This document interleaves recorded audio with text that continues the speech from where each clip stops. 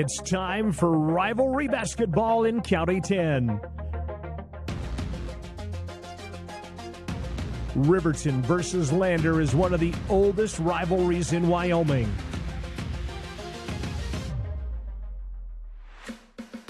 It's the Keeper of the Gold rivalry presented by Myers Gambles. Let's send it to Lander Valley High School at the Bob Carey Memorial Fieldhouse.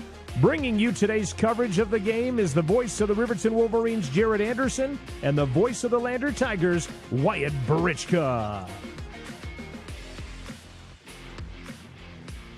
And a very good Tuesday evening to you. Welcome inside of Bob Carey Memorial Fieldhouse, where we're set for rivalry basketball. It's the Keeper of the Gold game, and no matter what the sport, the activity, anytime Riverton and Lander get together, it is always a fun time. We're expecting a packed house for a couple of varsity games here. Girls basketball up first, featuring the Riverton Lady Wolverines and the Lander Lady Tigers. I'm Jared Anderson, joined by Wyatt Barichka. We're glad you're with us. And Wyatt, we mention it, no matter the broadcast, no matter the sport, this is one of the most fun rivalries in the States, in the country, for my money. Well, I mean, any rivalry game is kind of fun. I mean, for this community and this, I mean, really the state, because there's a lot of history between these two teams, but just for the community in general, this is always a fun game and a fun rivalry to be a part of. You can see the gym is starting to pack it in the newly renovated Bob Carey Memorial Fieldhouse. So, Jared, it's going to be a fun night. I'm excited for what's to come. Riverton comes into this contest 2-12 overall. Landers 5-5. Riverton lost to Kelly Walsh last time out in a tough one, 43-37. Lander lost to Lyman last week, 40-37 as well. So an interesting matchup between these two teams, both kind of searching for their identity a little bit. Riverton's only 2 wins this season have come against the Rollins ladies, so they'd love to beat somebody not named Rollins. Landers had some success this year, but it's been a little bit inconsistent. This is the Porter's Tailgate Show, made possible by Porter's Supply Company at North Federal and Sunset in Riverton. Let's get into one of our pregame interviews here. We've only got about 10 minutes on the clock before we get into basketball action. So first up, we'll hear from the visiting head coach. That is first-year Lady Wolverines coach Mike Bosner.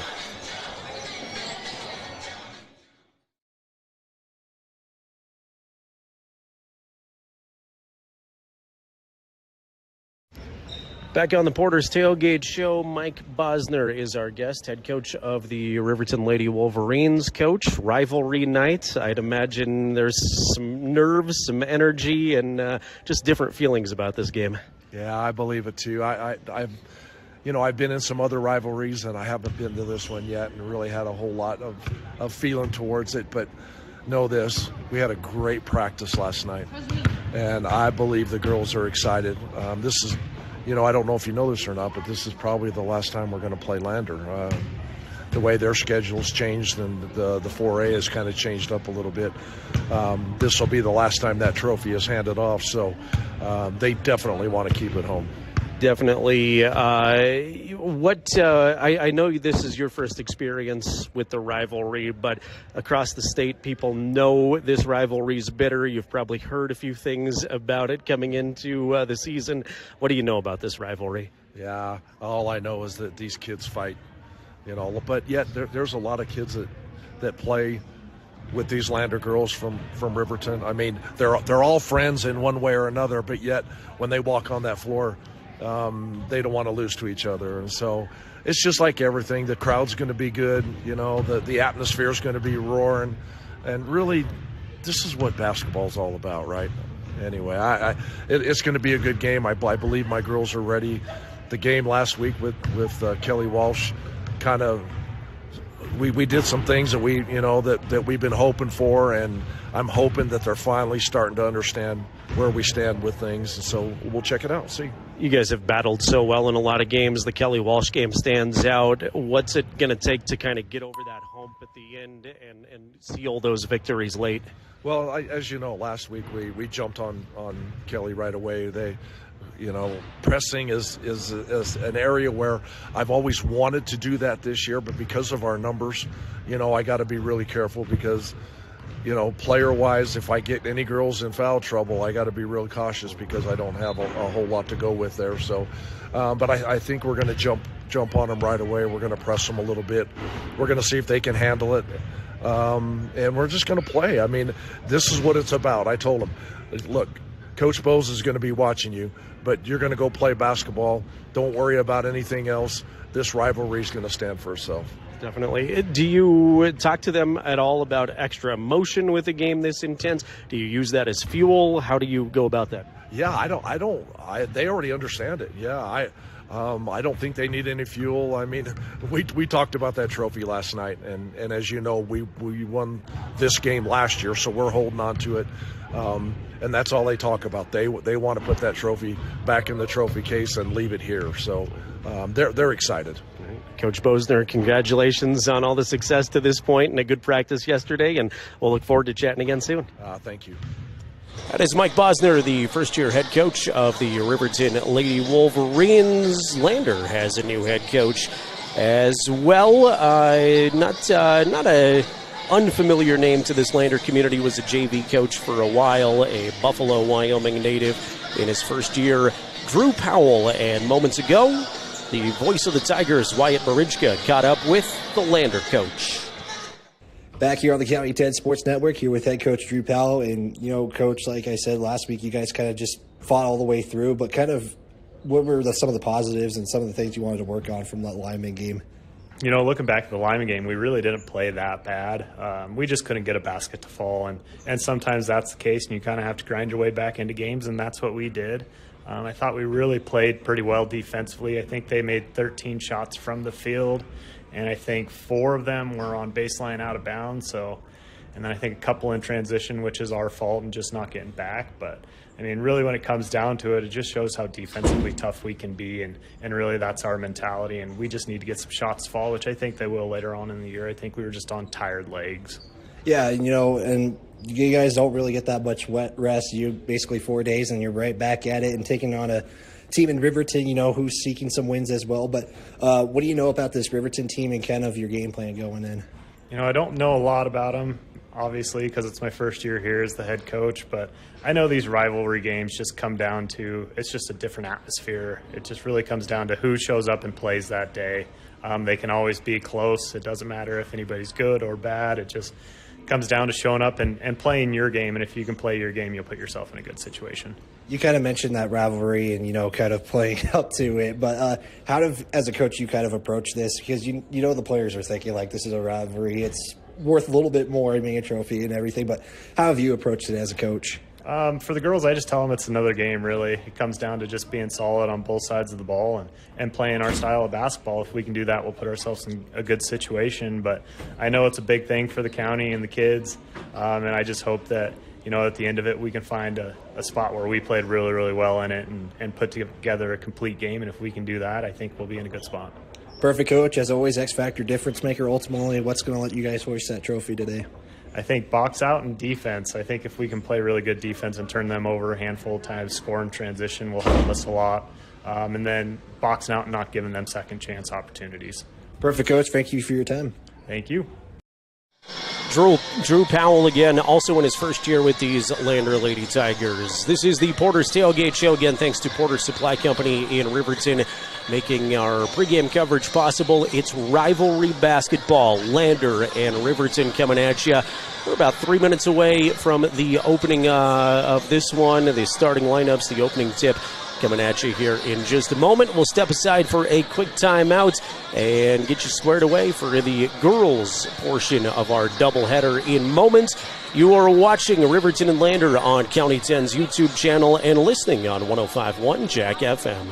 Mountain View Supply, your local experts in fire and water. We've got everything you need for new installs to accessories, and don't forget our great selection of stoves, grills, and spas.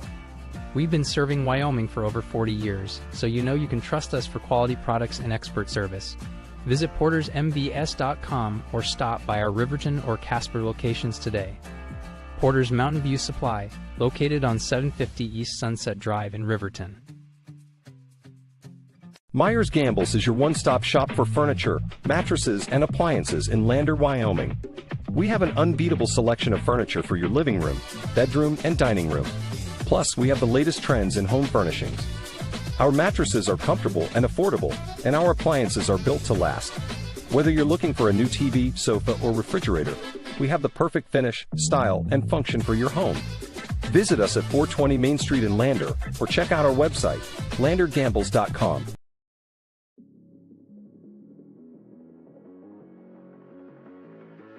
You're tuned to the Keeper of the Gold on County 10.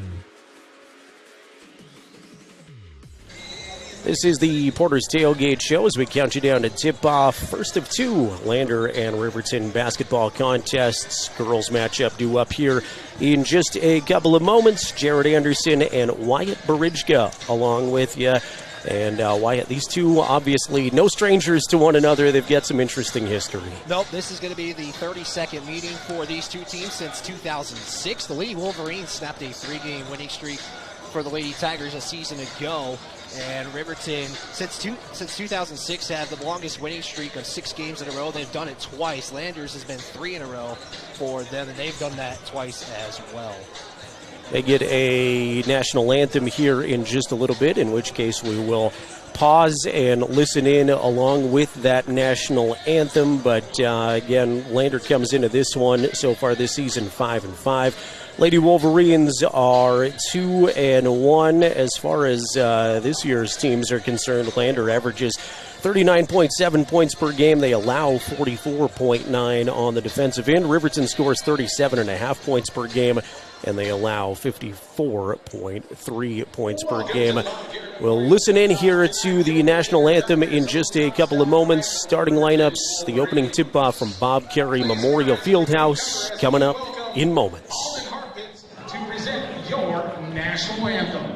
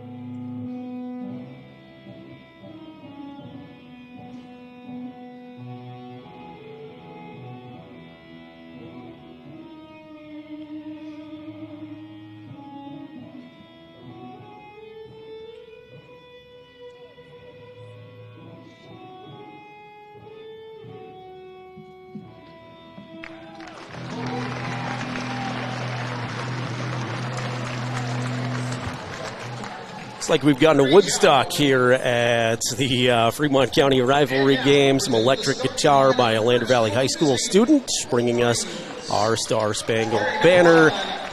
Let's meet your starting lineup as we're ready for basketball. We'll start with the visiting Riverton Lady Wolverines, again under their first-year head coach Mike Bosner. They come out like this. Number 1 is Taylon Leesburg.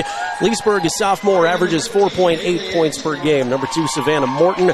Morton, a senior, averaging 2 points per game. Number 11 is Weed2 Cloud Horse. Cloud Horse, a senior, 7.5 points per game. She's also the team's leading rebounder with 6 rebounds per game. Number 13 is Haley Engstrom. Engstrom, averages 5 points per game and 7 rebounds per game. And number 21 is Paisley Jackson. Jackson, a senior, the leading scorer for the Lady Wolverines, 14.5 points per game. For the Lander Lady Tigers, under first-year head coach Drew Powell, Kendall McFadden is a junior. She averages 4 points per game. Number 13 is Zoe Mulholland. Mulholland, a junior, averaging 2.6 points per contest. Number 24, Kiera Friday, a senior, 7.5 points per game. Number 32 is Hayden Goggles, a sophomore, 8.5 points per game. And number 50 is another sophomore, Adeline Anderson. Anderson, 8.6 points per game, 7.5 rebounds per game. Just want to mention, she put up 23 in the loss to Lyman, so over half the points scored in that Lyman loss was courtesy of Adeline Anderson. Lander is in their home white uniforms, trimmed in tiger green. Riverton in the away black uniforms, trimmed in cardinal red and white. I'm Jared Anderson, Wyatt Barijka alongside. We're glad you're here on County10.com and 105.1 Jack FM.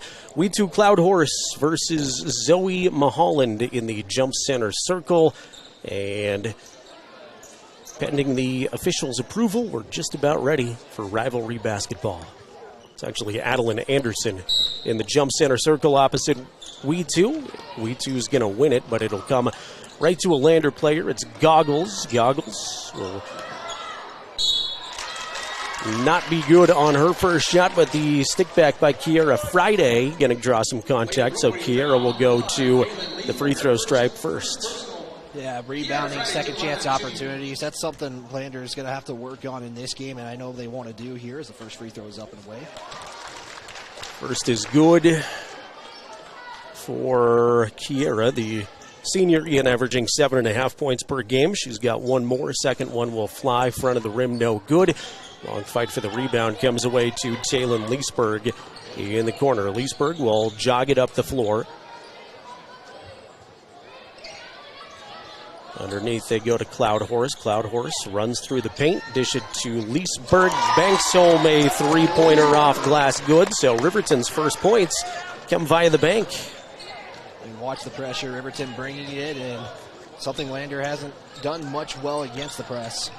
Lander is going to be able to salvage a long pass. McFadden will wing it around to Goggles. Goggles running through the paint and ultimately out of bounds off of her. Hayden, I think, just lost the handle down there, was real close to tiptoeing out of bounds anyhow. Leesburg walking up the floor. She's met at half court defensively by McFadden. Now they'll go underneath to Engstrom. Riverton's second possession here. Cloud Horse spins. Shot for two is no good. Anderson's there to take it away. Up ahead, Goggles to Friday. Nice ball movement by Lander. The two and the foul. Kiera Friday's got all 3 points here early for the Lady Tigers. Yeah, nice job beating the press. That's something you also would like to see with this team, and something that Drew Powell has kind of talked about they wanted to work on this season, and so far paid off right there. Kiera toes the mark. Shot is nothing but net. Lander takes the early lead back 4-3. 6:48 to play first quarter on the Fremont Chevrolet scoreboard. Here's Paisley Jackson, left side behind the arc for Riverton. Put it on the floor a couple of times. Now finds Savannah Morton. Savannah, one of the team's better defensive players. Also a star soccer player where she's a defender. So the conditioning is not a factor for Savannah Morton, running all over a soccer field typically. Here's Haley Engstrom. Dish it out to Savannah. Methodical offense for Riverton here as they get into their half-court set. Right side, outside. Savannah controls the dribble. Now to Leesburg as they just continue to weave at the top. Leesburg will use a We2 Cloud Horse screen. Now Paisley Jackson has control. Seeing Riverton slowly this season get more comfortable in that half-court set. Long two is up and good. Paisley Jackson, team's leading scorer with her first points. Goggles. Snap a pass to McFadden. Kindle will take it to the dribble now. Kindle around the perimeter they go. Riverton back in that 2-3 matchup zone defensively. I've seen that most of the season as the voice of the Lady Wolverines. Here's McFadden again. Get one in the air. Pick up the dribble, and she's fouled. something with that zone. It's going to take a minute to get the shot that you want against a 2-3 zone. You're seeing that with Lander right now. And so far, really haven't had to actually have a real offensive set, did Lander, and here we go. Haley Ingstrom's first personal, third team foul on Riverton. McFadden go to the corner. I believe that's Goggles. 3 up and good. Hayden Goggles with the triple. 5 lead changes, 1 tie already in this ball game early in the first. 7-6. Lady Tigers on top of the Lady Wolverines. Cloud Horse straightaway 3 is no good, and Mulholland will track down the board. Goggles try to push the tempo in favor of the Lady Tigers with that 1-point lead. Here's Mulholland shot for mid-range 2 is no good, too strong, and taken away by Paisley. Jackson on the run, directing traffic. And back to Morton. Morton, left-hand dribble, will give it up to Leesburg. Taylin, the sophomore, lone non-senior that starts for these Lady Wolverines. They do have a good sophomore class that comes off of the bench. And Wyatt, I know you know a thing or two about some good sophomores on this Lander team, as here's a foul on the Lady Tigers. Yeah, 2 of them start for this Lady Tiger team, and Hayden Goggles and Adeline Anderson. Foul given to Kendall McFadden is Lander's first. 4:25 remaining first quarter action on the Fremont Chevrolet scoreboard. Lander clinging to a 1-point lead. Paisley Jackson trying to change that with a 3. Can't hit, though. And Adeline Anderson will take away the rebound. Outlet to McFadden. She'll put it on the floor and swing it around now to Goggles. Anderson on the left side block. Back up top to Mulholland. Zoe.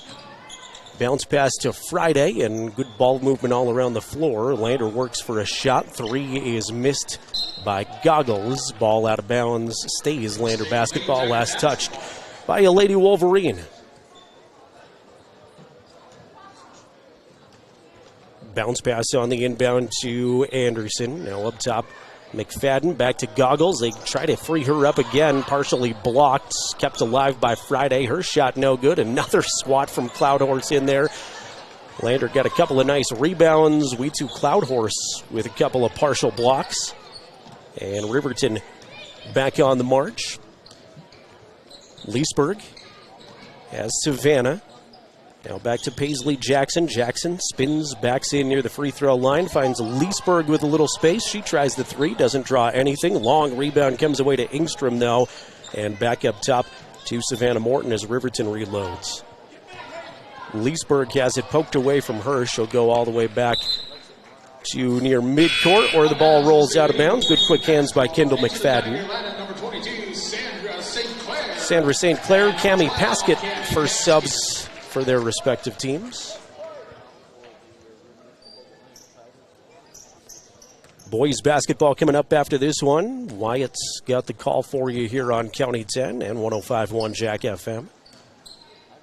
Should be a couple of fun games all night long. Glad you're spending it with us here. And if you're on the way to Bob Carey Memorial Fieldhouse, ball out of bounds on a Riverton pass. Still plenty of seating available for you. Expect that to start filling up even more soon with folks getting off of work, but definitely some space as of right now in the gymnasium. Riverton applying that full court press defensively. It'll be broken easily by Lander. Pass goes ultimately off of Anderson's leg out of bounds. That's kind of how you want to beat the press, but just a little too much on that pass attempt there from Sandra St. Clair, and back to Riverton basketball. It'll be Morton to jog it up the floor this time for Riverton. Right side, outside. She'll set it up to Paisley Jackson. And back to Cloud Horse. We too on the dribble as Lander settles back into their zone defensively now. Paskett, her first touch. Give it to Morton. Savannah will try the 3. That's no good, and the long rebound is tipped away to Goggles. Hayden has it swatted away out of bounds. Paisley Jackson with the quick hands. Lander basketball, they still lead 7-6. We've been stuck here a while. 2:19 to play first quarter. Yeah, it seems like it's Riverton who wants to kind of get the momentum and apply the pressure early on here. Goggles with the slow walk up the floor. Riverton digs into their zone. St. Clair. Skip pass for Mulholland. She'll try the long shot. That's no good. And Ingstrom's there with a nice block out to take it away for RHS. There's Paskett Give it up to Engstrom. Snap a quick pass down low. We2 turnaround, couldn't get it to go, but We2 draws the contact and will head to the charity stripe. That foul to Anderson. And first trip to the free throw line for Riverton in this one. We2 is a 64% free throw shooter on the season. First one is good. Brand new ball game tied at 7.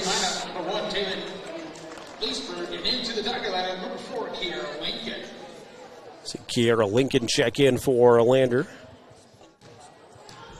Kiera, a senior. Second free throw from Cloudhorse, also a swish.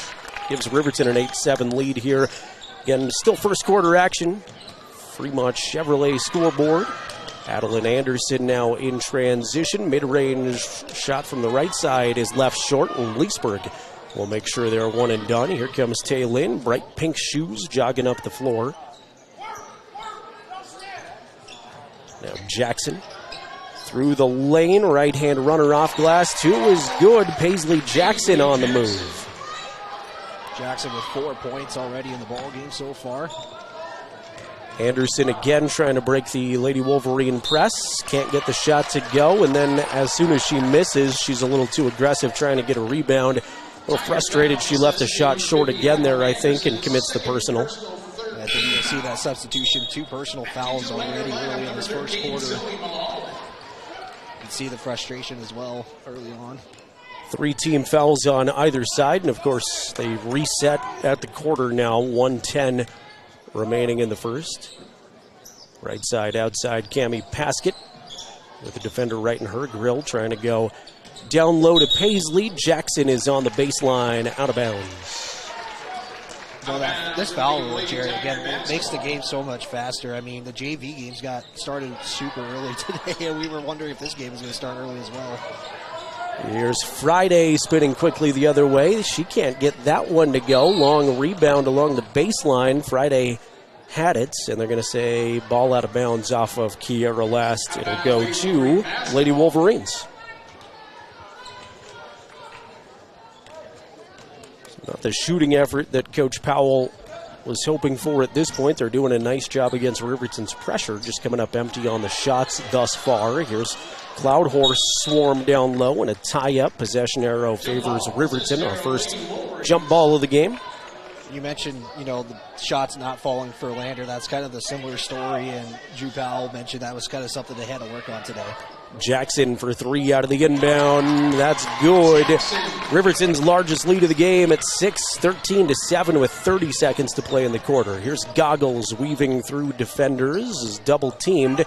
And now we'll go up top to St. Clair. She'll try a 3. The answer try is no good. Cloudhorse is there to take away the rebound and outlet to Leesburg. So Riverton up by 6 with an opportunity to add to it here before the quarter break.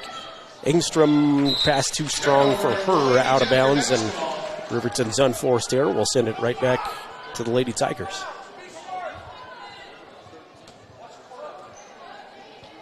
Pressure established again by Riverton. 7 seconds remaining in the quarter.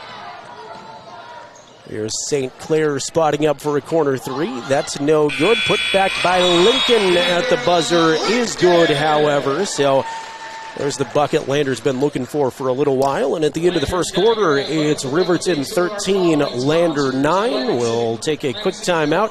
Bring you quarter number 2 action right after this on County10.com and 105.1 Jack FM. I'm gonna text Allison. Hey, hold up, Matt's calling me. Hey, we got the food and we're on our way right now.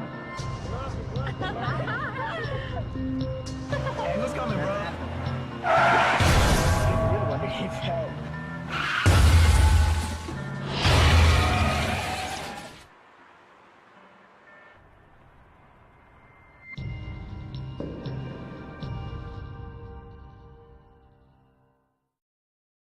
At Eyes on Fremont, we know that good vision is about more than just seeing clearly. That's why we're dedicated to providing expert eye care for the whole family. From children's exams to contacts, LASIK to glaucoma treatment, we're here to help. We accept most insurance plans, and our experienced team will make sure you feel right at home. Schedule an appointment today at 111 South Broadway in Riverton, or give us a call at 307-856-9000. Visit WyomingEyes.net to learn more.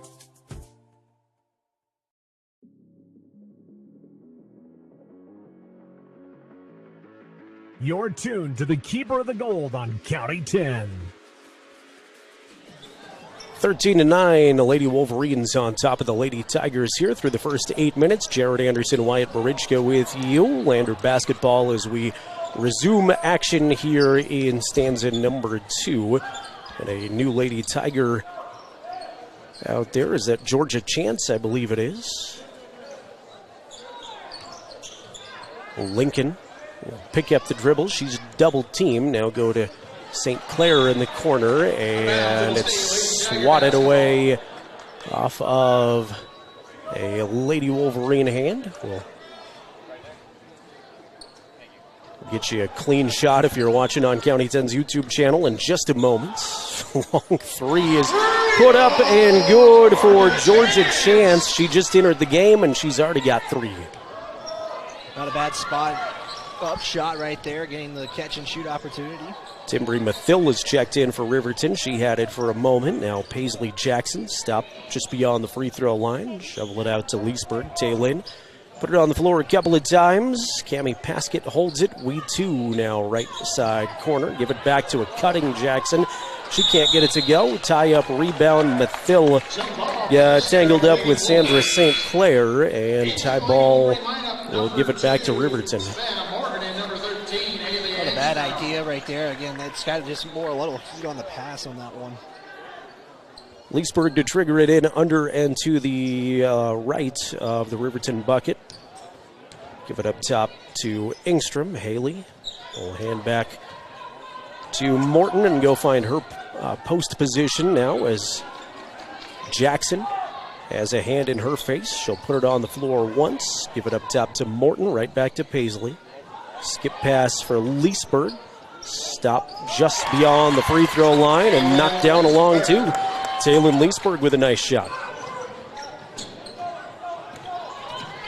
Played just over a minute 40 as Riverton going to take it away at midcourt. Leesburg with a good defensive pressure. Now Jackson, Paisley swatted away, gets the basketball back in deep. Can't get it to go. Tough spot to get off a clean shot there, and St. Clair will take it away for the Lady Tigers. Up ahead, Kiera Lincoln. McFadden and now Mulholland. Back to McFadden.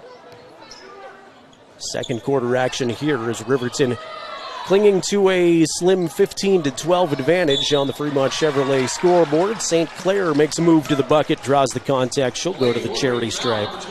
It's kind of what you're looking for if you're offensively in that zone, just kind of waiting for that right opportunity for the opening. And Riverton not doing a bad job on the defensive side of that 2-3 zone. First free throw for St. Clair rattles out, no good. According to the Ohio Prep stats, at least coming into this week, she's only shot 3 free throws this season and made 2 of them, but not a ton to her ledger. Second one is left short. Savannah blocked out the shooter, gets reached in and fouled. That is on the shooter, St. Clair, her first.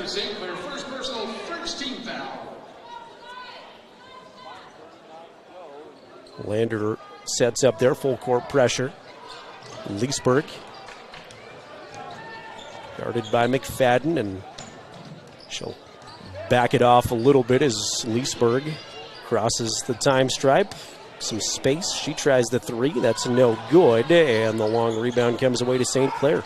Lander on the run with it now. McFadden.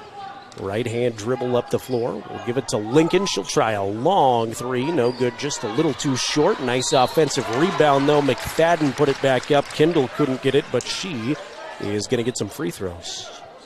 Bad take there from Lincoln, just a little bit off the mark, but nice job by McFadden, basically kind of waiting at the right spot, right time, and holding it right there.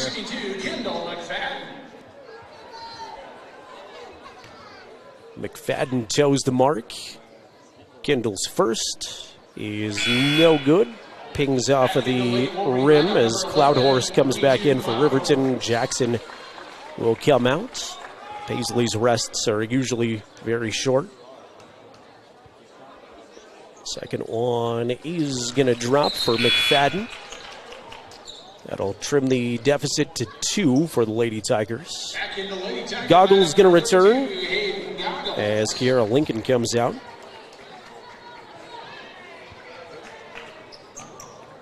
Savannah hounded in backcourt for Riverton as she will try to establish the possession for Riverton. Slipped to the floor for a second, does a nice job of sticking with it. Georgia Chance applying really good defensive pressure all the way down the floor. Underneath a foul, they tried to get a post on the, tried to get a pass to the low block where Leesburg was, and she draws the foul. That one on McFadden, her second. It's a 2-foul apiece for each team right now. 4:53 to play, second quarter action. Riverton ladies up by buckets. Pass in the paint, exchanges hands a couple of times, and out of bounds off a Lander. Right back to Riverton, so we'll try another inbound. Just from the other side, though.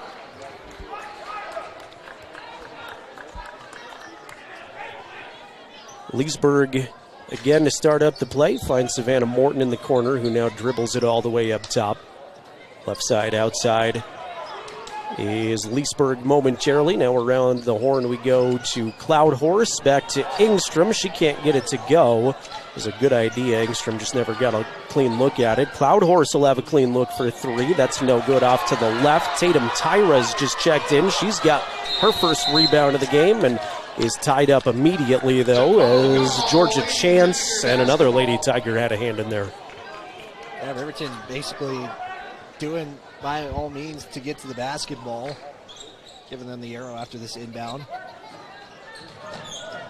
Goggles, double teamed in backcourt, picks up the dribble in backcourt, and Engstrom's there to take it away. Good job, Morton and Engstrom in the backcourt there, taking it away for Riverton. Taylin start up the Riverton offense.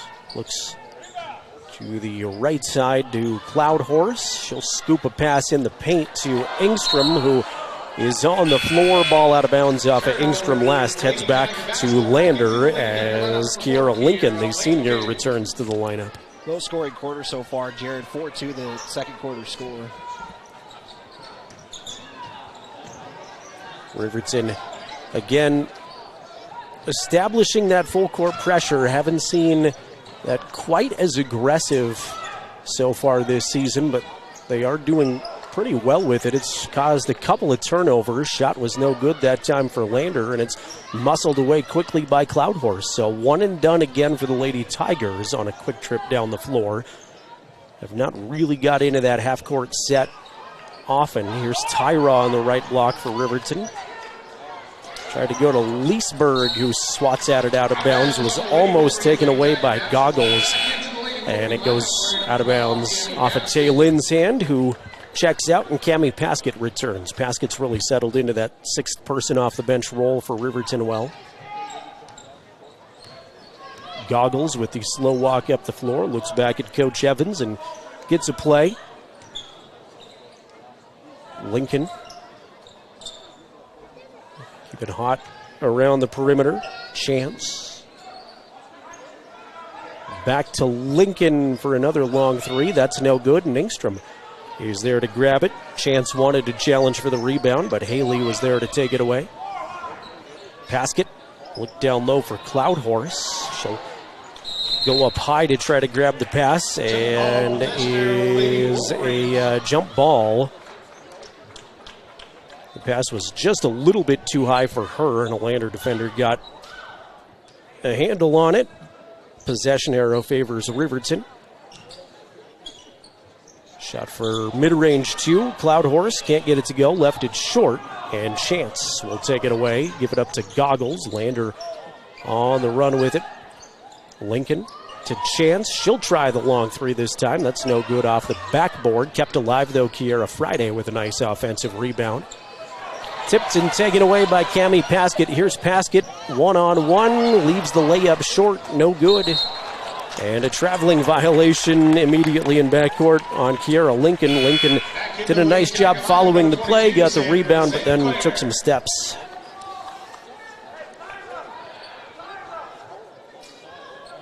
.218 to play in the half. 15-13 Riverton.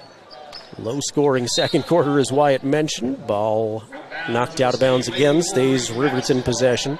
Kind of looked like one of those plays where you throw it off the player's back and get it right back. Unfortunately, that's not how it was developed, but Engstrom go way up top to Paskett. Dribble it a couple of times, now needs help, finds Haley again. Haley, dribble drive through the lane, 2 is no good, gets her own rebound, put it back up and in, and she's fouled. Nice effort, Haley Engstrom. It's just second chance opportunities right now, Jared. That's kind of been the difference maker. I mean, shot-wise, it's pretty close, 19 to 18 overall shots taken, but Riverton is taking advantage of the second chance opportunities. Coach Bosner calls Haley the Bulldog. There's a Bulldog on the rebound there. Riverton's leading rebounder with a chance at the old-fashioned three-point play. She's got it. And the Riverton lead extends to 5 now with 2:03 to play. And here's a Riverton takeaway in backcourt. Paskett and Engstrom applying the pressure. It was Engstrom to gather in the basketball ultimately, and she'll give it to Leesburg near the midcourt area. Leesburg starts the play, right side outside to Haley Engstrom. Carrying violation on Riverton, though, is going to send it right back to Lander. Just the 5th turnover for Riverton in this ball game. It's about to be a 2-to-1 ratio. It's near that. Mulholland will trigger it in right in front of the Lander student body. Does so to Friday. Friday looking to go quickly is slapped by Tatum Tyra. Tyra's first personal. And it'll be 2 free throws coming up for Kiera. So far, 2 of 3 at the line today. Lander 3 of 7 overall. First one is good for Kiera, 54% free thrower on the season. Also leads the point total for Lander at 5. Trying to pull her team to within 3. Lets it fly. It's good.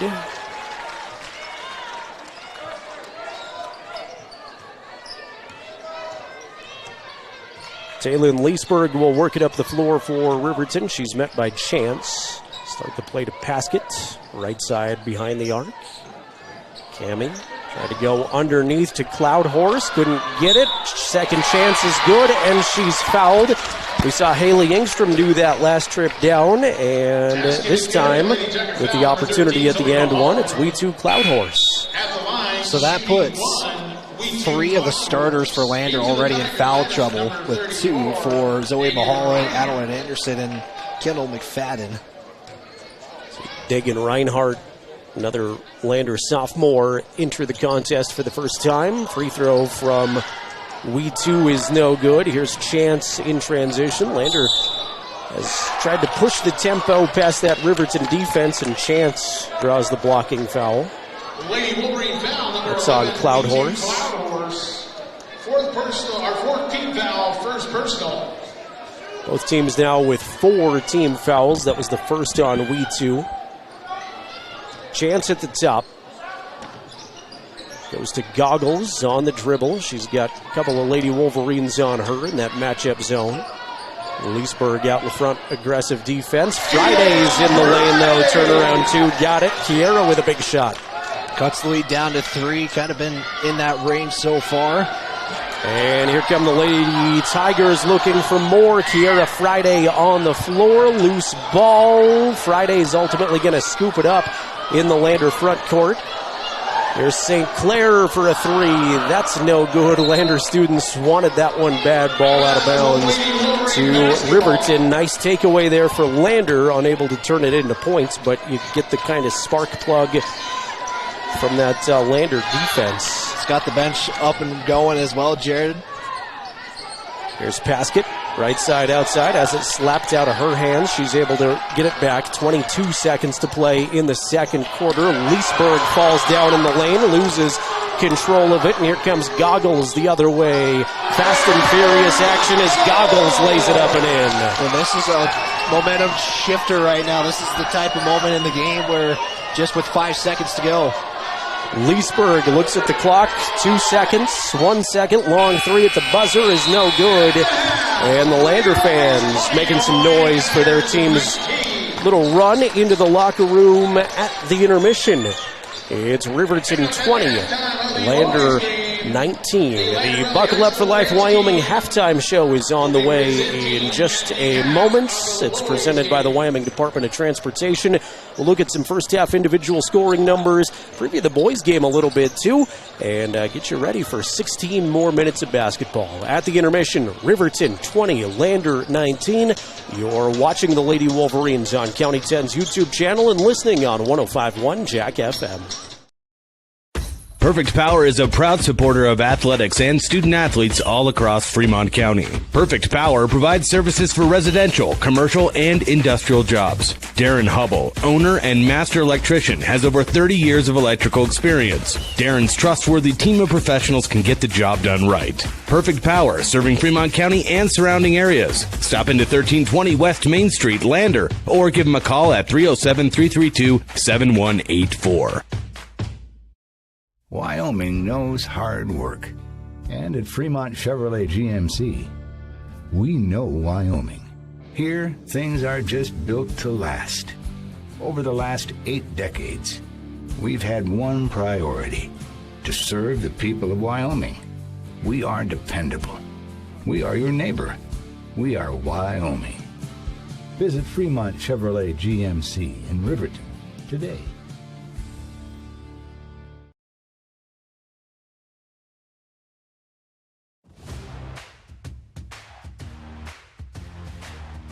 This is Lander Valley Basketball on the County 10 Sports Network.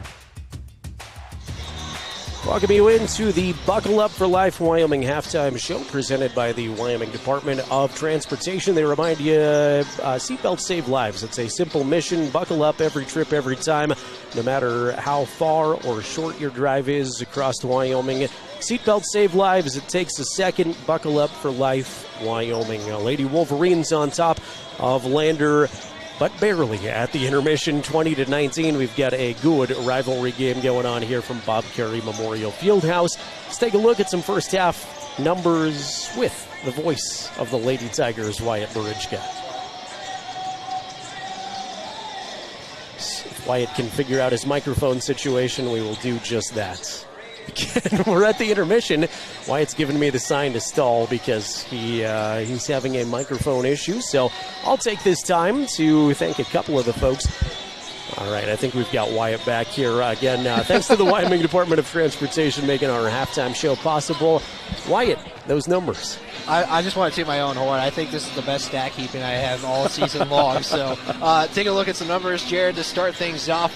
Right now, it's been the 13-9 score in the first quarter. That's kind of helped separate the Lady Wolverines. Lander led the second quarter 10-7.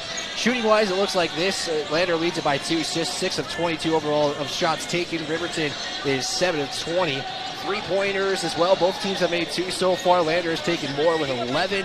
Free throw-wise, though, Riverton 80%, 4 of 5, and Lander 5 of 9. Rebounds pretty close. Lander at 15, Riverton at 13, and those are the team numbers so far. 6 lead changes, 2 ties so far in the contest. It's been a good ball game, kind of a ragged pace at times, and maybe some of that nervous energy coming into play here in a rivalry contest. But it's fun to see games like that, and it'll be interesting to see what Coach Powell and Coach Bosner both elect to do here as far as any halftime adjustments. Yeah, I think Lander got the momentum late in that one. It felt like as soon as Riverton kind of backed off on their pressure, it gave Lander an opportunity to kind of get their offense and create some fast break opportunities, Jared. And right now, Kara Friday's performance for Lander stands out to me, but also on the Riverton's side, Taylor Leesburg kind of playing all roles for Riverton in the contest so far. Yeah, I think this has been one of the better efforts so far as a half of basketball I've seen from Riverton, having had the opportunity to do all of their games so far this season. They've done a nice job on the defensive end, shutting down some of the Lander scoring threats, with the exception of Kiera Friday so far, but we will see still a whole lot of basketball left to go. And of course, we've got boys basketball coming up after this one. You see the boys shooting around right now. That'll be another interesting contest. It always is, regardless of the records when these two teams get together. But Riverton enters at 7-7. Lander enters at 3-7. And I hate sports cliches, but Wyatt, we said it in football when we did the joint broadcast together, but you kind of do have to throw the records out the window, at least to an extent, when it comes to these two teams, because both of these squads will be playing with so much emotion and so much passion. They want these bragging rights. They only get to play each other once. Exactly. Only once that these two teams play, but they get to play each other in multiple sports. But on the court, it's only one time, and Lander just trying to steal one of these trophies away from Riverton so far. If you take the factor of Riverton won football so far, Riverton the lead right now on this one. You want to see Lander maybe take one of them if you're a Lander fan right now. But I mean, overall, Jared, like you said, the records go away, but two teams looking just to get some momentum going, especially into the upcoming games. I mean, Riverton's got a week and a half essentially off before the next one, so you want to ride high with the momentum right now for both teams. Yeah, exactly. That's a long break to stew about losing to your rival, or a nice break to reflect on a rivalry win, so we'll see what happens there. And we obviously these games matter to the kids in the standings. They don't matter as much inter-class play. It doesn't really matter at the end of the year who wins and loses these games as far as regionals or postseason play, anything like that. But this is a big one that is circled on the calendar all year long for both of these teams. This is the Buckle Up for Life Wyoming halftime show. Thanks again to the Wyoming Department of Transportation again. Riverton ladies lead Lander by a single point at the break, 20-19. Let's take one more time out. When we come back, we will set up half number 2 of the girls contest for you in our Keeper of the Gold doubleheader on County10.com and 105.1 Jack FM. 10 is your Fremont County news leader. We're everywhere. On the web, mobile, social, and on your radio dial, with all the news you need to feel connected. From sports to board meetings and community features, we work hard to bring you all the latest updates you care about. Visit us today at County10.com. County 10. Community. Connected.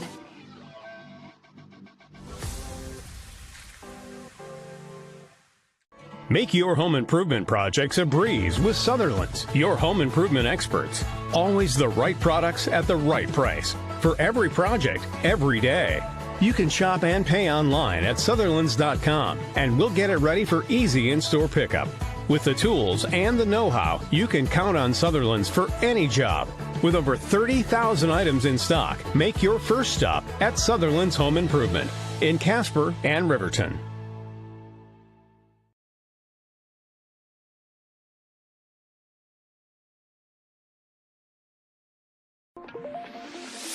Your home for RHS basketball all season long. 105.1 Jack FM. About 2 minutes before we resume girls action, Lady Wolverines back out on the floor shooting around. Lady Tigers coming to the floor right now as the boys were out there practicing, getting ready for action here in another 40-45 minutes or so. As I mentioned, there's still plenty of room at Bob Carey Memorial Fieldhouse if you want to come out and grab a seat here for the second half of the girls action or boys contest later tonight. I know, Wyatt, you're really used to this at this point, but this is my first time over here seeing the new renovations, the new floor. It looks great over here. Kudos to the LVHS team for some renovations. Yeah, it's amazing. They pretty much did everything in here. They kind of updated the weight room area that's on the right of us in the gym. Jared, I mean, taking of all the courts I've been to, I don't want to kind of say this because I'm a hometown guy. This might be one of my favorite courts, and Whirland's up there in their newly renovated gym as well. So Whirland and Lander top 2 right now. This is a great looking floor. If you're watching along on County 10's YouTube channel, we say hello to you, and I'll try to get you the full panoramic view here of the new floor in case you haven't been over to Lander Valley High School. Welcome our radio audience too on Jack FM. However you found us, glad you're here. Hope you're enjoying a Tuesday night in Fremont County. I'm Jared Anderson, Wyatt Barichka with me as well. And it's Lady Tiger basketball to start quarter number 3. Kendall McFadden, Zoe Mulholland, Kiera Friday, Hayden Goggles, Adeline Anderson, the same starting 5 for the Lady Tigers. Taylor Leesburg, Savannah Morton, Paisley Jackson, We2 Cloudhorse, and Haley Engstrom. Same starting 5 for Riverton as well. Again, for our video audience, Lander is in the home white uniforms, Riverton in the away blacks. And 12 seconds into the quarter, Taylor Leesburg picks up the personal foul. So just foul trouble kind of right now. 3 of the Lady Tiger starters, Kendall McFadden, Zoe Mulholland, and Adeline Anderson in foul trouble. Paisley Jackson and Taylor Leesburg both with 2 as well for the Lady Wolverines. Inbound comes to McFadden, who puts it on the floor. Riverton again in their 2-3 zone. Here's Goggles for 3, up and good, and Lander steals the lead back as we start the third quarter. 7th lead change. It's been the biggest lead for Lander as well with 2. Riverton's first possession of half number 2 is Jackson will stop at the elbow, pivot around, give it back to Morton. Right side behind the arc is Paisley. Back to the basket. Trying to do some work on Friday defending her. Now we'll give it to Cloudhorse. Riverton would like to see more of the inside-outside game. Coach Bosner has been imploring his girls to try to find more opportunities in the post as Paisley's fouled on the way up, and she is going to go to the line for 2 free throws, one of Riverton's best shooters. We'll head to the stripe. Just the first foul on Friday. It is the team's first, both teams with 1 foul each. Paisley's first, skims around the rim and stays out. Wyatt, you'll be back on the air Friday, correct? Yeah, against Pinedale. I believe it's 4:30 and 6 start times. I'll have to double check that. Second free throw is good. You can catch all the Lander games on County 10's YouTube channel and KOVE radio, 1330 AM, 1077 FM. Locked out of there by Paisley Jackson. Lander keeps it alive. Here's Goggles. Runs to the paint. Give it to Mulholland. Now back up top they go to McFadden. One of the rare opportunities Lander has had with extra possessions. Friday with a nice little stutter step. Split the defenders. Off glass 2, and the Lander lead is 3, 24-21. Now you're seeing Lander bring some more front court pressure. Here's Jackson with a tough scooping shot. No good, but Cloudhorse is there to get the rebound and put back. Looked like Anderson had it, but We2 just kind of ripped it out of her hands and was able to put it in. Pressure again by Riverton the whole way, and Coach Drew Powell will burn a timeout. Coach says, give me a 30-second break, so we'll keep it right here with 6:09 remaining. Quarter number 3, Lander on top of Riverton 24-23 as we stand right now. Want to thank some of the folks that make these broadcasts possible, like Goddard Construction, a proud supporter of Fremont County Athletics. Goddard offers friendly construction services that are always on time and aligned with your budget. And thanks to Elevate Rehab, offering comprehensive physical therapy. They offer a wide variety of services. Elevate is your ticket to health. Good luck to Fremont County student athletes from Elevate Rehab. Lander basketball out of the quick Coach Powell timeout. Gym starts to fill up more and more here with fans steadily trickling in. Left side, Mulholland will give it back to Goggles up top. Zoe has it poked on the floor. Ball is loose in backcourt, over and back. Violation on Lander. They reestablished the possession just before it went over barely and then touched it again in backcourt. Riverton basketball trailing by a point, We've played just over 2 minutes in the second half. Engstrom, pass in the paint to Cloudhorse, banks it home. Riverton takes the lead back. Good pass, Haley Engstrom. Mulholland to Friday on the run, and a double dribble violation on Friday. We'll send it the other way. Kind of one of those possessions you would like to have back, especially with that kind of opportunity. And now Lander bringing some pressure. And they will get it back. The trap in backcourt. Anderson and McFadden will cause the turnover. Leesburg traveled with it. Not bad for Riverton turnover-wise, just 8 in the ball game. Lander staying with 11. Goggles will be directed to stand in front of her team's bench. Triggers it into Friday. Friday, right-hand dribble, goes to the corner, back to Goggles. Now looks up top to McFadden, and they'll keep it hot around the perimeter. High post, they go to Friday, just inside the free throw line. Can't get it to go, but she draws contact, and Kiera, who's having a great game, will head back to the line for 2 free throws. Friday has 4 of the 5 free throws made for Lander in this ball game. First one in and out, stays out. Paskett returns for the Lady Wolverines. Friday tries to tie the game up with this free throw. That's no good, off to the right. Anderson crashes hard for the rebound, though, and is tied up with Jackson. Riverton on the possession arrow, but a nice job by Adeline to rush in there and force the tie-up. And don't let Riverton get a fast break opportunity, and Lander's going to bring some front court pressure again. Savannah almost lost the handle, going full head of steam down the court. We'll give it to Engstrom, though, wide open for 3. Skims off to the right side, and Anderson there for the rebound to take it away for Lander.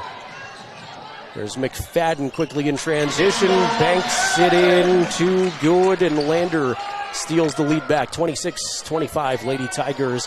4:38 to play, third quarter on the Fremont Chevrolet scoreboard. Paisley Jackson running through the paint. That's no good. Mulholland is there to clear it away.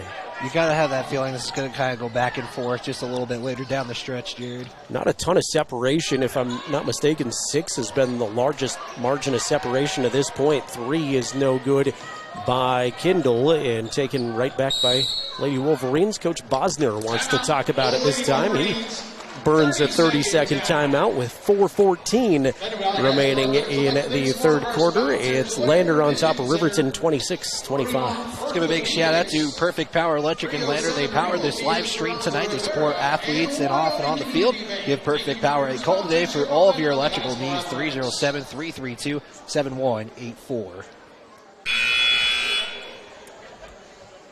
Got a good one going on here, and like you said, Wyatt, the opportunity at a classic finish. There's all kinds of basketball left to be played, but not a ton of separation between these two teams, and when one team makes a run, it seems like the other team right there with some kind of an answer.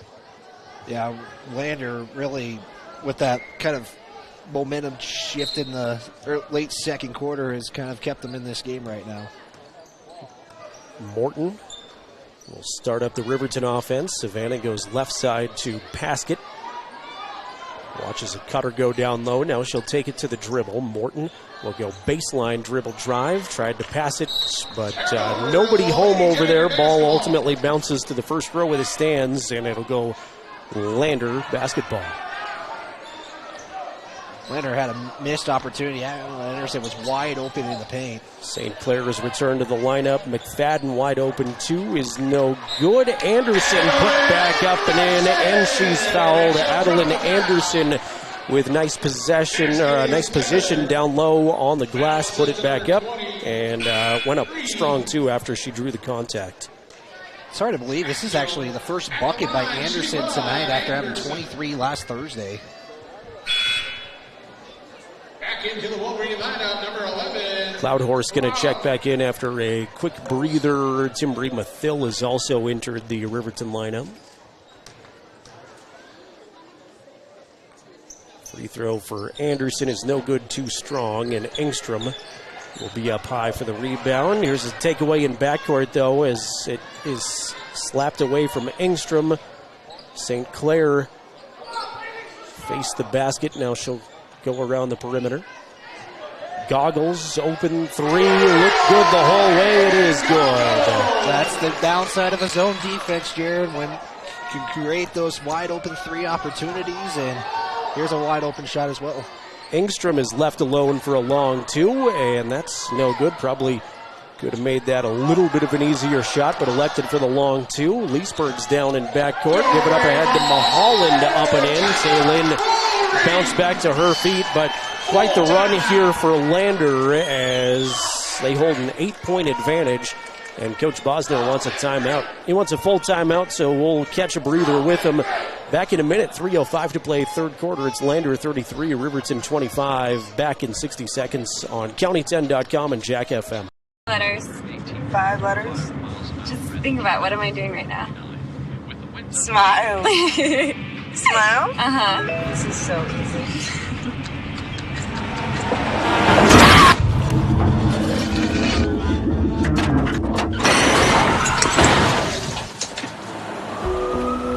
Nobody likes to be stopped by the police, but if I'd seen her texting while driving and given her a ticket, it just might have saved her life. This is Maven, award-winning optics for the adventurous. From binoculars to spotting scopes, Maven has you covered. Be prepared for scouting, wildlife watching, or any outdoor adventure. As a proud sponsor of local high school sports, we wish all the Fremont County athletes the best of luck this season.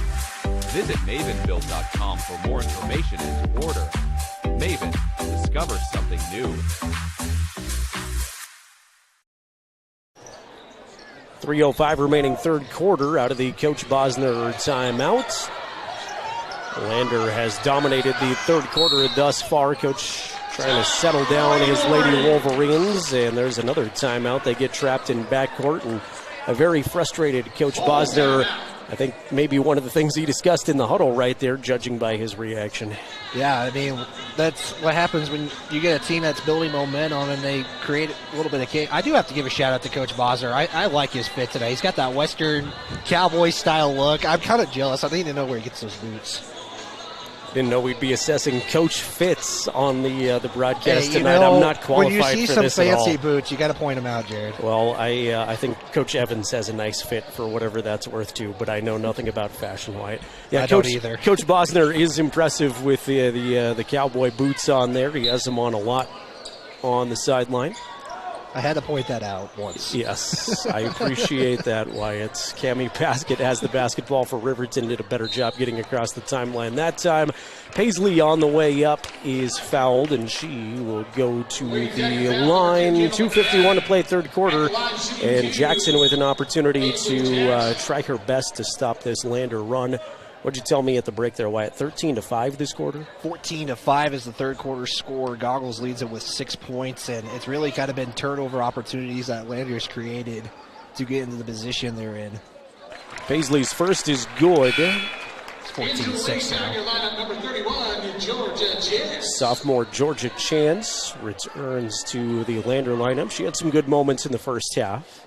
Second for Paisley is good as well. Cuts the deficit down to 6. Also allows Riverton the opportunity to set up the full court pressure. Mulholland has it in her hands, picks up the dribble in backcourt and finds Chance to break the 10-second count. Now Friday underneath. Back up top to Mulholland. That barely just broke that 10-second count. Here's St. Clair. Chance, straightaway three is good. Lander really heating up as far as shooting goes this quarter. Fifth made 3 by them. Paskett on the attack for Riverton. Lost the handle. Ball goes to the floor. Tie up. Possession arrow will give it to Lander. Cammie Paskett is slow to get up. Hopefully she's okay, but it was a nice job by the defender there for Lander to quickly get on the floor. Cammie in a little bit of pain, holding her lower back, will be helped off the floor by the Lander trainer and Coach Bosner. Hopefully she's all right. Kind of just one of those scramble for the basketball type moments that you never want to be on the wrong side of.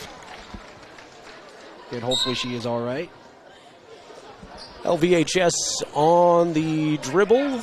2:05 remaining third quarter. Chance reloads to Goggles up top, and now around the perimeter to St. Clair. And looking at Anderson down in the post, Cloudhorse and Engstrom have done a pretty good job down low on her so far. Ball out of bounds off of Taylon Leesburg. It's also part of that 2-3 zone. I mean, not a lot of inside opportunities if you find them. Goggles at the top. In the corner to Chance. Lander shot the basketball very well this quarter, in particular from behind the arc. There's another 3 attempts. That one left short, but another downside to the zone is you can kind of sneak in behind it and get the rebound like Mulholland did. Follow was no good. And here comes Paisley Jackson on the move for Riverton. Jackson, crossover dribble, will find Cloudhorse down low. We2 was in a good spot to keep the possession alive. Now Paisley spot up for a quick 3 and knock it down. That's exactly what Riverton needed, a quick 3. Jackson with 12 points on the night. Chance, hounded by Morton in backcourt. Now St. Clair, bounce pass underneath to Adeline. And back to St. Clair, open 3. The answer is good.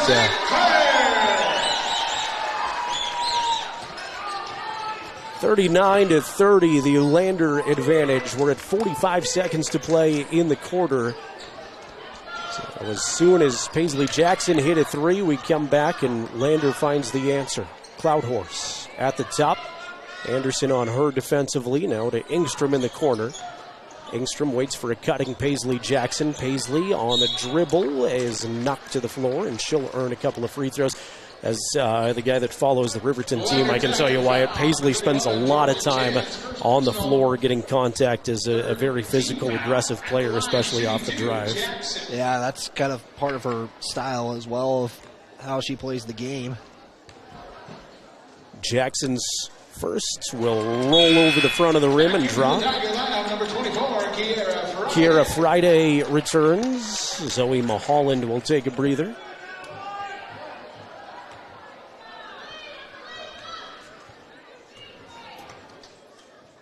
Second from Paisley. He's going to bounce around the rim and drop.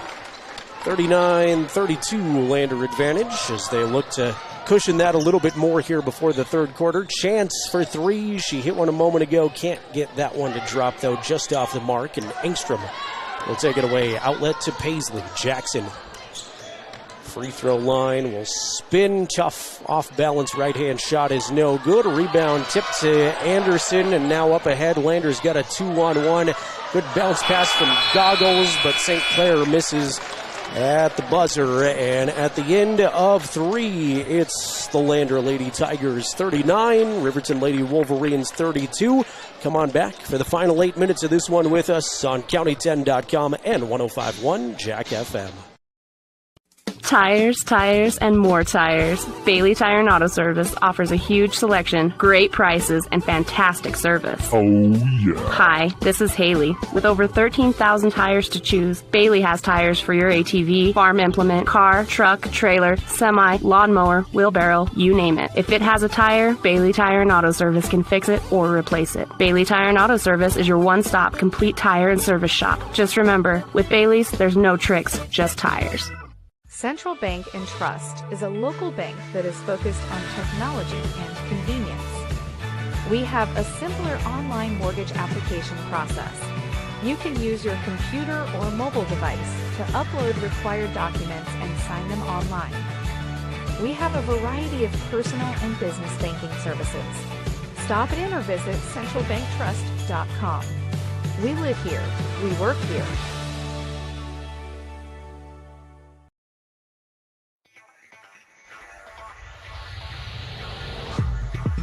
Read all about Fremont County Athletics at County10.com. 8 minutes are on the clock. Fourth quarter begins. Lander on top of Riverton, 39-32, and a double dribble violation by Savannah Morton as we start the fourth quarter. Little indecision there. Wanted to pass the basketball, then pulled it back down. Got caught with the double dribble. Quite the third quarter for the Lander ladies. They were trailing by a point at the half, 20-19, and now lead by a comfortable margin here, at least so far in this one. Yeah, 20-11 was that third quarter score, Jared, and that was just a scoring frenzy. I want to point out, Landers had 8 scores, Riverton just 4 in the contest so far. Ball was knocked out of bounds. It goes back to Riverton. Morton loses the handle, though, and it's taken away by Adeline Anderson. Up ahead, Goggles off glass. Got it. Good job in transition by Hayden Goggles. Good composure and gently laid it off of the glass. Here's Leesburg in the midcourt area, gives it to Paisley Jackson. Jackson gets by her defender. 3 is no good, short. And a long baseball pass up ahead for Goggles again. Lay it off the glass and in, and Landers really starting to feel good about things on a 4-0 run to start the fourth quarter. We too with the basketball, right side, outside. She'll give it to Jackson. Paisley go back to Morton in the corner, use a screen, and now to a cutting Leesburg. Turnaround 2 is no good. Fight for the rebound to Friday. Here comes Lander on the run again. St. Clair just can't quite handle it. Out of bounds, back to the Lady Wolverines. Both teams evened up at 12 turnovers, Jared, and that's what I'm saying. Like these momentum, just these little spurts of momentum can really kind of get a team going, and right now Landers kind of had more of those momentum sparks. Lander will set up their full court pressure again. Jackson has it go right off of her hands, and she can't control it, unfortunately, for Riverton fans. Ball out of bounds. Back to the Lady Tigers. Yeah, Georgia Chance kind of got in the way of that one. Kind of made it a little bit harder to secure the pass, and now Landers got one of those extra possession opportunities. Anderson tried to pass it up top. Cammie Paskett there with some quick hands, knock it out of bounds. Good to see her back in the ball game after having to walk off the court. Yeah, looked like she crashed hard to the floor, maybe something with the lower back there, but like you say, always great to see injured players coming right back in. Here's Chance. Blocked by Leesburg on her attempt for 3, and Taylin will march it into the Riverton front court. Falls down. Loose ball gathered in by Chance. 1-on-1 versus Jackson, and she gets it to go. Great composure by Chance. She did not square to the basket at all, but able to get it to drop. I don't even think a lot of people can make that kind of shot, Jared. Another turnover from Riverton will give it back to Goggles. Goggles is hassled in backcourts, and Coach Powell with a heads-up timeout to help out his athlete, who made a nice play to get after it on the floor, but was needing a little bit of help in backcourt there. 5:46 to play, fourth quarter. Lander on top of Riverton 45-32. We will close this one out here and get into a really quick Bailey Tire and Auto post-game show. We'll select our players of the game from both teams and then move on to boys basketball, which is due up about 10 minutes or so after the conclusion of this one. Yeah, we haven't had a bonus quarter yet in this ball game, and again, that we've kind of emphasized this a lot, Jerry, but kind of one of the things of that rule was to kind of speed the game up just a little bit, and it would have been kind of, we're about 30 minutes ahead of schedule actually at this moment. Lander basketball out of the timeout. Goggles jogs it across the time stripe. There's McFadden at the top, square to the basket. Now go high post to Friday, back to Goggles. Good ball movement by this Lander team right here as they work it inside, outside, and there's a 3-second violation down low. I think it was Adeline who got caught camping out down there a little bit too long. Pressure set up defensively by Lander this time. Riverton is going to get whistled with a 5-second violation. Just great pressure all across the floor by Lander. Unrelenting defense here in the second half. Landers really shifted the momentum of this game, and it came really early in the third quarter. Bounce pass on the inbound. Friday, it's partially blocked. Her shot never really got away clean. Tatum Tyra was there, tall sophomore. Riverton is still looking for their first points of this quarter. Leesburg, her pass intercepted. Georgia Chance. Good bounce pass by Georgia. McFadden spun around and is going to draw the foul. Kendall McFadden on the reception. Just beat ball out of bounds. Essentially a jump ball. That's what they ruled it. Okay. I got confused by your sign language there. I'm not good at reading it, nor was I watching the full extent of that play. Here's Anderson down low. Put a nice move on, but couldn't finish the shot. Engstrom. Outlet up ahead to Savannah Morton. Savannah. Give it up to Cammie Paskett. Paskett has goggles on her defensively, like Wyatt mentioned a moment ago. Riverton still looking for their first points of the quarter. Here's Paskett past one, but Anderson is there to knock it away. Adeline comes up limping on that right leg. She does have a brace on that leg too, and is going to maybe require a little bit of assistance. Hate to see that. She made a nice play to the basketball, and will get a round of applause as she walks off the court limping. Yeah, she tries to tough these one out, Jared, and that's kind of just another example of trying to tough it and try to stay in. But, you know, she's going to be back in probably if she's good to go, but plenty of time in this basketball game. Lander lead has ballooned to 13, 4:28 to play. Lady Tigers trying to get some revenge after losing the keeper of the gold game last year to Riverton High School. Last few years have been largely dominated by Lander, but last year Travis McIntosh's squad got it done. There's Tyra backing in off glass too. Good. I believe that's Tatum's first bucket. First bucket and first points for Riverton. Chance was free for a moment on the left block, but Paisley Jackson soared in from behind to knock it out of bounds. Stays Lander ball. 4:02 remaining in regulation. Thanks again to Fremont Chevrolet making our scoreboard sponsorship possible. Goggles on the right-hand dribble. Also want to thank Myers Gambles, exclusively sponsoring the keeper of the gold game.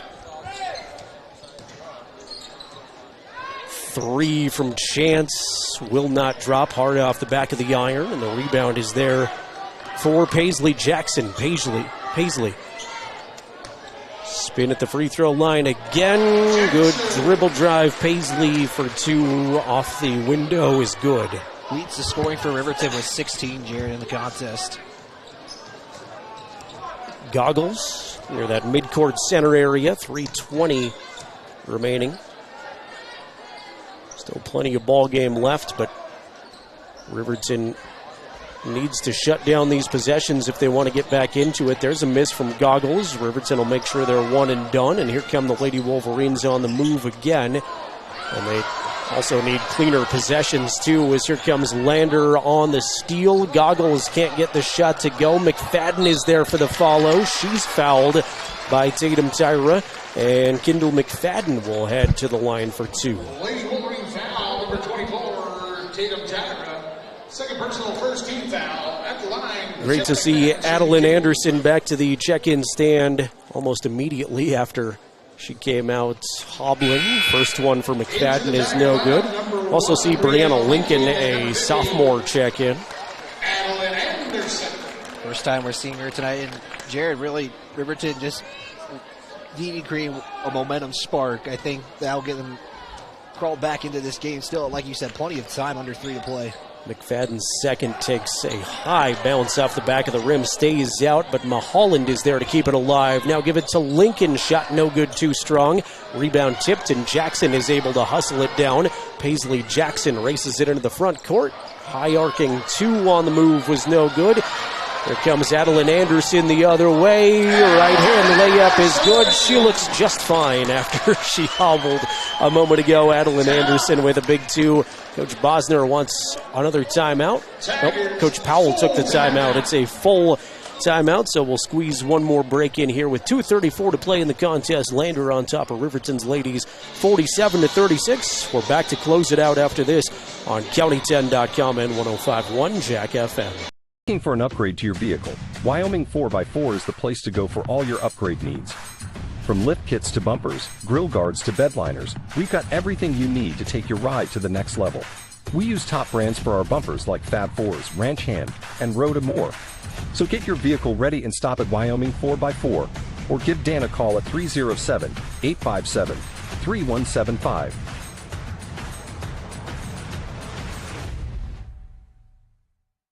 Wyoming Catholic College is a unique institution that offers an immersion in the Western tradition, the beauty and challenges of the wilderness, and the treasures of the Catholic spiritual heritage. Our mission is to provide a unique educational experience that nurtures the body, mind, and spirit. We are proud of our alumni success stories and the learning opportunities we offer through our academic outreach programs. Come and explore our campus in Lander, Wyoming. 2.5 minutes remaining in the contest. Second half has largely been dominated by Lander. Riverton led 20-19 at the intermission. We're at 47-36 Lady Tigers. Riverton looking to chip away here as Jackson can't get the runner to go. Was set up nicely there, but shot left just a little bit short. McFadden the other way. Kindle outside to Mulholland, and Lander might want to just take the air out a little bit of some of these possessions. Time certainly on their side, inside of 2 minutes remaining, but Coach Powell giving some instructions. Coach Bosner imploring his girls to get up and try to make something happen, go try to create a steal or maybe a foul. Ball knocked to the floor. Lincoln is there to save it. Mulholland's shot from the right block is no good, and it's knocked out of bounds. Stays Lander basketball. They took about 30 seconds off the clock, Jared. You kind of called it, kind of waste the clock, and that's the benefit of not having a shot clock at the high school level is you kind of, when you have a lead, kind of take time on these possessions. One of the officials took a good long look at the scoreboard. Not sure why, but now another official will come over and chat with the score desk. As it sits right now, 1:38 remaining in regulation. Lander on top of Riverton 47-36. Tony Holt, screw. Out of Cody, I believe. Yes, Tony Holt is from Cody, the athletic director, I believe. McFadden tried to bounce pass it in, but Leesburg is right there to steal it away. Taylin will hustle it up the floor for the Lady Wolverines. Met defensively by Mulholland. Will look underneath to Tyra. Back up top, Leesburg. Three is no good, off to the right. Rebound volleyed for. Tyra's there. Put back is no good. And Anderson will clear it away. Her outlet to Lincoln is almost saved in front of the score table, but Brianna just couldn't quite run that one down. That was a difficult pass to handle. Hayden Goggles returns to the Lander rotation. 70 seconds remaining in regulation. Paisley Jackson holds it for Riverton. She'll use a screen from Weetu. A little bit of room's only she needs to try a three. That's no good. Leesburg stick back in the lane is good, though. Taylin Leesburg as the bucket. And we're at 50 seconds to play. 47-38. And Riverton's got 4 fouls to give here before they force free throws. There's one from Leesburg. Yeah, Lander's got 4 to give, too. Lady Wolverine foul, number 1, Leesburg. 4th personal, 2nd team foul. Into the Tiger lineup, number 24, Kira Friday. Back into the Tiger lineup. Friday and St. Clair return to the Lander lineup with 40 seconds remaining. Goggles will inbound in backcourt to Friday. Friday D'd up by Engstrom. Haley being coached to get a little bit more aggressive. Friday does a nice job zigging and zagging and wasting more time. We're inside of 30 seconds time remaining. And there's the 3rd Lady Wolverine team foul with just 24 seconds remaining in the quarter. They're really kind of letting Lander kind of milk this clock. They're kind of surprised they didn't take their fouls a little bit earlier. You never say never as a broadcaster, but you wonder how many possessions there will be if they do get to 5 fouls.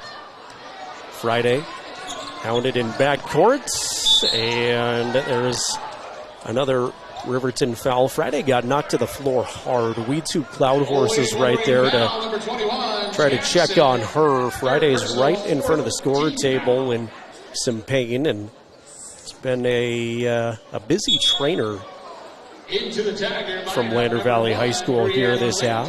Yeah, Adam Simon kind of having his work cut out for him. It looked like Friday got poked in the face right there when trying to scramble for that loose ball that she had, and hopefully, like I said, hopefully she's all right and will make her way to the bench. I think you called it, Wyatt. She does get up looking like she might have taken a poke in the eye, which is never fun. 17 seconds remaining in regulation. Goggles has it in backcourt. Let's see if Lady Wolverines keep trying to be aggressive or if they just kind of let this one run out here with 7 seconds. Goggles weaves Anderson in the paint. 2 is up and good for good measure. And there's the final horn. The Lander Lady Tigers have won the Keeper of the Gold trophy. Your final score goes Lander 49, Riverton 38, and it was a great back and forth first half in this one, but Lander really became dominant basically as soon as the third quarter starts, and there you see the Lander celebration. We'll see if we can capture it on video for you as they'll be awarded the Keeper of the Gold trophy.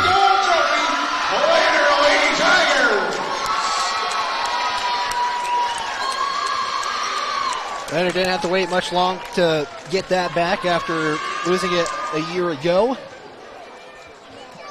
49-38, again, the final score. We will step aside here for a real quick timeout. When we come back, we'll get into the Bailey Tire and Auto postgame show. We'll select our players of the game in this one and get you ready for boys basketball, which is due up in just a few moments. Once again, Lander ladies victorious in the Fremont County rivalry, 49-38. You've been watching the Lady Wolverines and Lady Tigers on county10.com and listening on 105.1 Jack FM. Kane and Associates. CPAs is your go-to source for tax, financial, and business solutions. Our experienced professionals are trusted and know the numbers. We're dedicated to providing personalized attention to each of our clients. Whether you're an individual or a business, we're here to help with all your accounting needs. Let us do the math for you. Stop in or visit rivertoncpa.com to learn more. Introducing Wioglass, your local glass experts. From windows to showers, we got you covered. We're proud to be a part of the Lander community and a local sports sponsor. We're dedicated to serving all of Fremont County, so you can trust us with your residential and commercial windows and doors, auto glass, shower doors, and garage doors. For quality service and local support, choose Wioglass. Visit us at wioglassoflander.com or on Main Street in Lander today.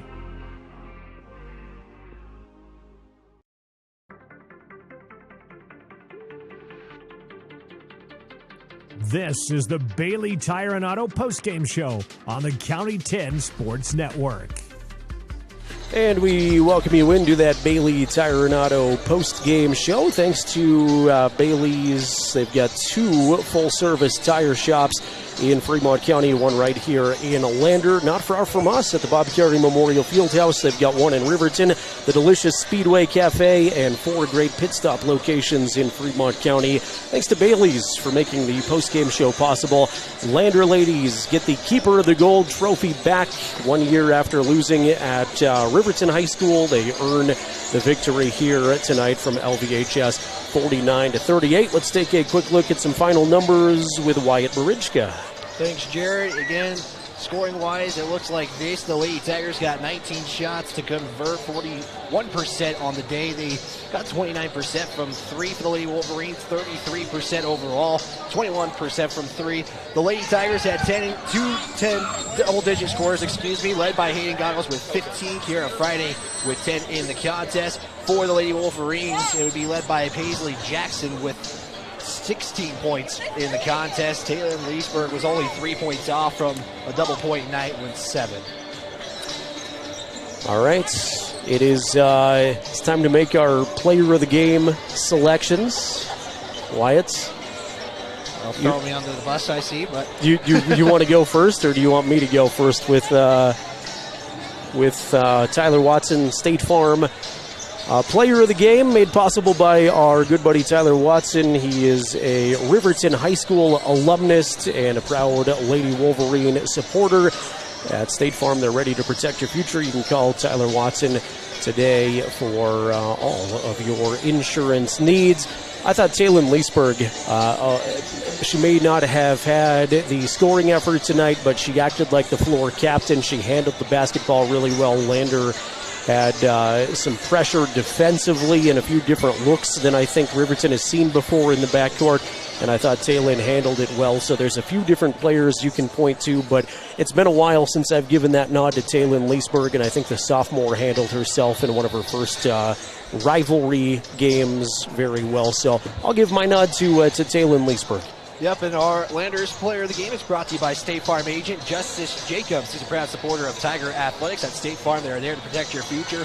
Call today at 332-2530 or stop by their main office in Lander. And, you know, Jared, I normally kind of go by stats and most of the time, but today I think this one is kind of who got really things rolling for the Lady Tigers. I think Georgia Chance, the three kind of getting that momentum started late in that second quarter that kind of sparked Landers kind of pull away from the game, and Georgia Chance would finish the night with 8 points and 2 rebounds. Got a few turnovers as well on the defensive side, so I think my nod tonight has to go to Georgia Chance. Yeah, I think that's a really good pick. She came off of the bench, and there was one three-pointer in particular that I felt like was just a dagger in Riverton's hopes there in the third quarter. So very good pick. I thought Kiera Friday had a great game. Adeline Anderson showed a lot of grit. And there's just a lot of names you can point to in a victory, but I think Georgia Chance very deserving. I think just getting that spark going really kind of was the difference maker in the game for Lander, and Lady Tigers snapped that one-game losing streak, and they are retaining gold for the fourth time in 5 years. All right, let's turn the page to boys basketball coming up here in just a moment. We'll take a quick time out. Get you set for another Porter's Tailgate Show. Riverton and Lander boys basketball due up here in just a few moments. You can watch it on County 10's YouTube channel, and you can listen on 105.1 Jack FM.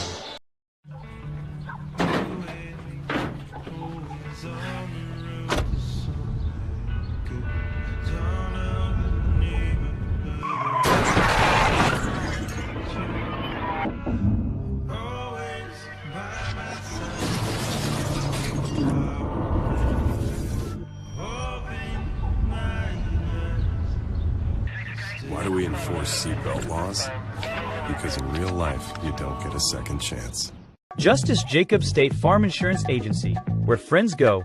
Justice and his team are dedicated to helping you protect what's important. We offer a variety of insurance products and services to help you protect what's important to you. With customizable coverage plans, safe driving rewards, and discounts, Justice Jacobs can help you create a solution that's right for you. Go Tigers! Visit us at 990 Main Street in Lander or online at insuredwy.com.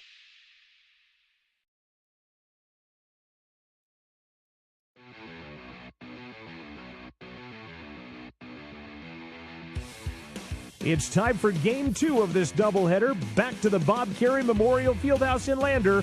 Here's Jared Anderson and Wyatt Barichka. We're back here on the County 10 Sports Network. We get set for the boys' game now as me and Jared Anderson get to kind of switch duties here. And a good job right there producing the game. That would have been a lot. You had to do stats as well. So big shout out to you tonight, Jared. The pressure's all on you now, Wyatt. You get the boys' contest. I'm just going to sit back and relax over here. Yeah, I know. It was a lot easier for me last year because John Gabrielson was on the broadcast, but I know he's watching. What are you saying about me? You're saying I'm not as easy as John Gabrielson is to work with? Well, we were kind of going back and forth on who should call what games, and I think we finally settled it a couple of days beforehand. But either way, we're here on the Porter's Tailgate Show, and, you know, Jared, this game, it's kind of been Riverton's kind of game to take away, but, you know, like you said, you kind of have to throw the records, you kind of have to throw everything away. Is this one, it's going to be another good one? Yeah, I know it's so cliche, and I hate things like that, but really in this rivalry game, you've seen some weird stuff happen, and certainly Riverton comes into this one 7-7. They are the 4A team. If there were odds makers in basketball, you might give them the nod in this one. Lander has struggled in some instances so far this season, but man, just the heart and the grit that both of these teams will be showcasing tonight.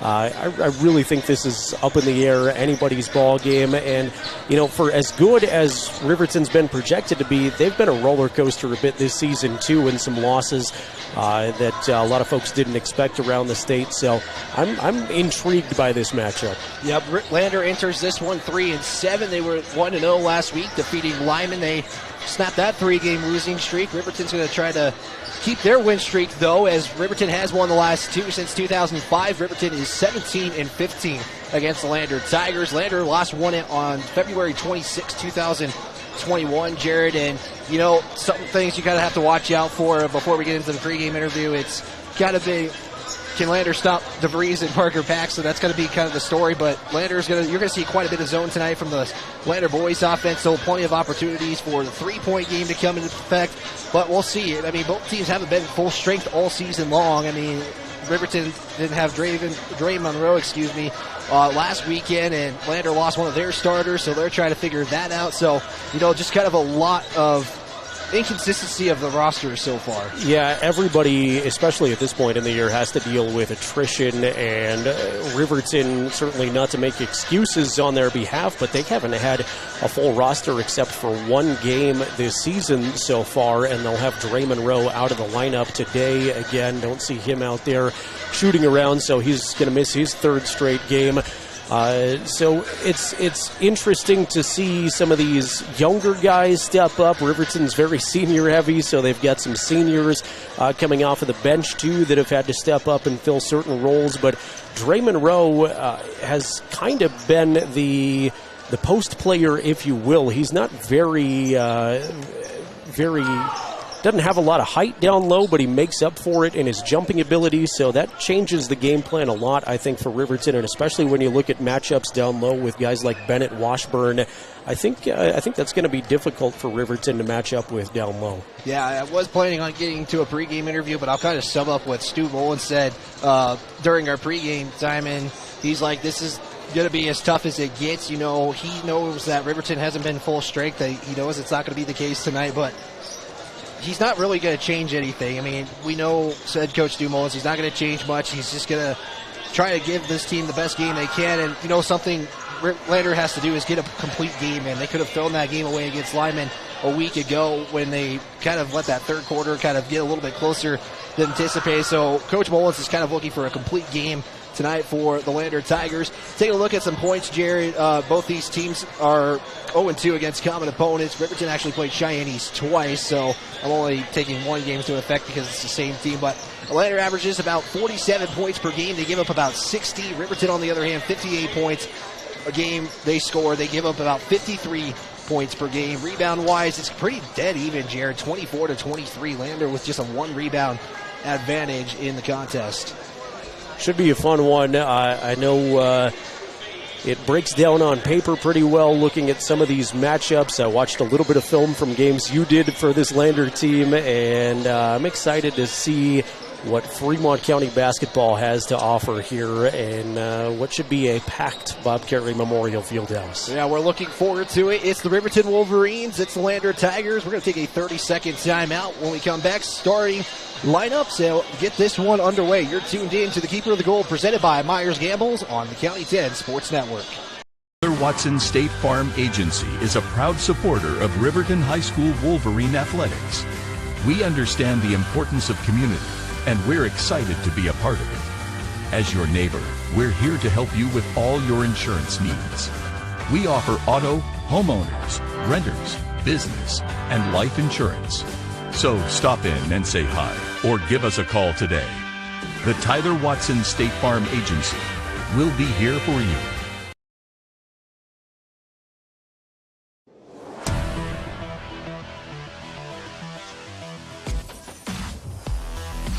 It is the Keeper of the Gold presented by Myers Campbell's. As the starting lineup getting introduced here. And Jared, we already see a difference in the starting lineup from Saturday for the Riverton Wolverines. It looks like this. Number 1, Derek DeVries. He's followed by Ty Sheets, both of them seniors as well. Number 5, Brody Dale. He didn't start on Saturday, so he's going to get the start today. Number 12, Parker Paxton.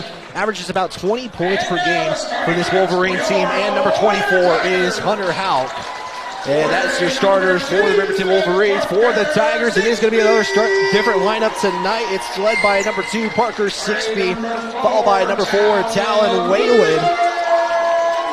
Number 15, Bennett Washburn. You mentioned him, Jared, a little bit in the pregame show. And number 22, Brooklyn John. He'll be followed by number 23, Noah St. Clair. As the Wolverines going to be in their cardinal red road uniforms, black numbers and letters trimmed in white. And the Lander Tigers going to be in their home whites, green numbers, green letters, Lander across the chest. As we get set for, Jared, again, what should be another fantastic game. Yeah, you just get goosebumps with games like this. As a Fremont County basketball fan, good to be along with you, Wyatt. Yeah, Riverton's kind of have that pink theme for their students section. I'll have to figure out what Lander's got going on. They have a bunch of white shirts, but I can't tell what the writing is. But it will be Bennett Washburn and Derek DeVries at the center circle as we will get set for the second game of the Keeper of the Gold. Riverton looking to hold on to it as it will be controlled by Riverton, and Brody Dale will bring it up for the Wolverines. Expect Lander to go zone defense here to start things off. Dale's going to lose the basketball. John tries to steal it back. Unfortunately, Riverton comes up with it, and we're going to get a travel as Brody Dale rolled over, and Dale kind of slow to get up early on. Looked like John kind of messed with his goggles after he went on the deck for the basketball there, got him back on, but right away you see some physicality. Yeah, Brody Dale already having to come out. Eli Lucas going to get checked in here. Inbound will go to John. He's matched up by Paxton. We'll go left side out to Sixby. Approaching 30 seconds into this game right here. Whalen going to try to drive in. That's going to be taken away by Ty Sheets. Ty Sheets got Sixby behind him, and Sixby will foul him and send Ty Sheets to the free throw line. I was called Ty the Speedster on the Riverton football team. He ran kind of that zone option play and is quick when he gets a full head of steam. We saw it right there as he is looking for Riverton's first points now at the foul stripe. And the first points will have to wait at least for another free throw shot as Sheets will miss the first. Still knotted up at 0 here on the Fremont Chevrolet scoreboard. More free throw left here, and the first points will have to wait a little bit longer. However, it's Eli Lucas with the rebound. He will miss that shot, and Whalen will come up with the board. Whalen was looking for Washburn, poked out by Houck, and Lander will keep the possession. Already, Lander could have had a couple of turnovers early on in this one. 7:16 to go here in quarter number 1. Early in this one, we're still knotted up at 0. As Washburn gets the inbound back to Whalen right side. Goes in, now kick out John. He'll try to drive in, loses the basketball as it kind of went behind his back, and Parker Paxton will take it away and push the pace. Top of the arc, will spin it to Ty Sheets. Sheets inside to Houck. Houck will kick it right back out to DeVries on the right side. Sheets drive in, middle, pull up in the paint on the little floater. That's going to be off again. It's Washburn who comes up with the rebound. One of these teams will crack the lid eventually here. John back to Whalen. Wolverines running man-to-man defense. Whalen going to try to drive in, stops, puts up a shot, and off the backboard and no good. And it's once again an empty possession for the Lander Tigers. Paxton 3. Front iron, back iron off, and Sixby back with the rebound, and this game kind of going as quickly as you could probably possibly make it, Jared. Going quick, not a lot of whistles, not a lot of points yet. Not a lot of chances for you to get into this one either, but we'll get you in there, Jared, as St. Clair will look to give it off to somebody, and Washburn trying to grab it, and now will fall off his hands. you don't know if you're reading too much into it necessarily, but maybe a little bit of nervousness, some excited energy from both of these teams, as I think some uncharacteristic misses here to begin. Lucas will drive in, put up a shot. That one's also going to be off. St. Clair will end up with the board, and Tigers will push the pace. Whalen trying to knock the lid off the basket, and will do so with the first three and the first points of the ball game. That's a big way to open things up for Lander. And that was a deep three as well, as DeVries has it in the front court. Matched up by Whalen, will spin, try to drive in, put up a shot off the backboard. That's going to be off the mark, and it's going to be Washburn with the rebound. And Jared, another thing, too, you got to wonder, because this is a new court, Riverton has not even played on this court yet. As 6-piece three is knocked out of bounds, blocked there by Eli Lucas. And Peyton Bell going to check in for the Tigers. Good recovery by Eli. He was a little out of position behind the play and took a step back to get himself into the act. Blake Gattenbein going to check in for Hauk, and a couple of substitutions here. Bell will inbound it for the Tigers on the right side. Inbound 6B, pull up three right away. It's going to miss everything. And once again, another possession that ends with a missed shot. Almost poked away. Did Eli Lucas lose it? Ty Sheets wide open three, right corner. That's off the mark. Washburn trying to save it on the rebound, and will be able to do so. Gives Bell a chance to set the offense up. Whalen right side. And bring it to the middle, back to Washburn. They'll try to drive in, back to Whalen. He's going to try a three on the other side. That hits the back iron and then rolls off. And Parker Paxton, again, trying to push the pace a little bit here. Gattenbein cross-courted to DeVries to the right side. He'll spin, pull up a little floater from 15. That's off the mark. Rebound is going to be finally controlled by St. Clair. And once again, it's just Wolverines trying to get something going. Normally, last year it was the Wolverines who would get the scoring going, and Lander having to wait until the second quarter to get a score. 6B tries to go backboard, can't do so. I think Lander fans were looking for a foul on that one off the rebound. Paxton to Sheets again. Tigers are running that zone as Sheets will drive into the paint, look to kick it out. He'll spin now, put up a shot. That's off the mark. And again, another empty possession. The Wolverines have gone 4-10 without a score. Whalen spins, loses the basketball to DeVries. Both teams with two turnovers now as DeVries will push the pace. Sheets from the left corner. Three is off the mark again, and we're going to get a foul, and this is going to go against Riverton. I believe they're going to get Eli Lucas for the foul here. I don't recall a stretch in the entire Wolverine season. I have seen them go 4.5 minutes without points, but that's what we've got here so far. Yeah, it's been really uncharacteristic. I mean, some of the games that I've helped you with, Jared, I mean, Wolverines usually, once they get going, they kind of really get going, but nothing yet so far. Bell way up top of the logo. Now we'll finally go right side. As Finn McFadden, the freshman, checks in. Whalen, left side. Wolverines will stay man-to-man. Between the legs, tries to put up a shot. And are they going to say that one's on the shot? They will. Whalen going to go to the line and shoot a pair off of another Eli Lucas foul.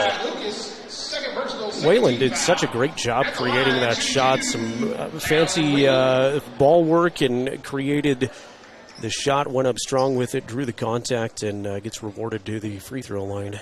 This is the first game Whalen has started for Lander Valley and taking full advantage of it. First free throw is up and good, and Tigers have a 4-0 lead here. And Whalen's got all 4 points for the Tigers so far. Get one more here with 3:12 to play. And Whalen will knock both of them in, and it makes it 5-0 with 3:10 to play. Breeze will bring it up, go to the right side. 6B will match up with him. Back out to Ty Sheets. Right side, DeVries again. He'll take a three from the right corner, and that's going to be off the mark. Bell will come up with the rebound and almost loses the basketball is Bell, and now he's going to have to find a way to save it, and was able to do so, giving it off to Talon Whalen. Lander will settle it down finally as Mullins is going to call play in. Whalen hand off to McFadden. Swing it to 6B left side. Back to Washburn. The left side of Bell. Back to 6B. Tries to go in the paint. Kick out. Bell wide open three on the right side. That will go in. I don't think you could have asked for a better start, Jared, if you're Lander. Wolverines, on the other hand, struggling a little bit right now. It's not for a lack of open shots. I mean, Wolverines have had plenty of good opportunities. Paxton trying to answer and will get fouled, and expect some free throws to go in here if you're Parker Paxton. Yeah, an ideal start for Lander fans. Maybe this is what Riverton needs, is an opportunity, one of your best shooters at the free throw line, to break that lid on the basket for the Wolverines. And as you say that, he knocks the first one in, makes it a 7-point game for the Tigers. 8-1 on the Fremont Chevrolet scoreboard. Free throw number 2 for Paxton is in, and we're at an 8-2 ball game, and Wolverines will back away from the front court. Bell to Washburn, top of the arc here. We'll fake the pass, hand off to Bell. He'll go left side to McFadden. McFadden's got a lane. We'll try to drive in and almost travel. I think he may have got away with one, but stays out of bounds, and Tigers will keep it. So I believe McFadden got away with one right there. Coach Sheets certainly wanted it. Inbound to Bell, under 2 to play. Bell will go right side to 6B. DeVries matches up with him. Poked out, stays with Lander. 97 seconds to play. Brody Dale, who had to exit the game a little bit early after the start, will come back in. Gettenbein will check out as 6B will inbound it again to Bell. Dale on the defensive assignment. There's Bell looking for somebody. Got to get that 5 count away, and turning it over is Bell, and Dale will put it up and get the and one opportunity. Brody Dale, basket is good. First foul will go against Peyton Bell, and Brody Dale will try to, like you say, Jared, get the old-fashioned 3-point play. Really started on the defensive end there for Brody. He got the start tonight. He started a couple of games on and off throughout the season. You mentioned in the Porter's Tailgate show, Wyatt, that Eli Lucas started last time for the Wolverines, but Brody tonight, and he's off to a good start. 3-point play is good. John checks in for the Tigers as he'll give it off to Washburn. Swing it to the left side of Whalen. Whalen back to John, approaching 1:10 to play here in the first quarter. John back to Whalen, and he's going to travel with that, I believe. And took the step first before putting the basket on the court. After that quick 8-0 start, Riverton's answered with 5 points and a couple of kind of unforced errors by these Tigers last couple of trips down. Yeah, 2-1 turnover ratio right now. Tigers with 4 turnovers, Riverton with 2. Paxton will play catch with Brody Dale as he gets it over the timeline. Now to Sheets. He'll pull off from the elbow and get nothing but net right there. And we're under a minute to play. The Wolverines have pretty much caught back up to the Tigers. It's a 1-point game, 8-7. Inside, Washburn puts up the shot, takes a couple of bounces, and it will drop in for Bennett Washburn. The Tigers back up by 3. Tigers bringing just a little bit of half-court pressure.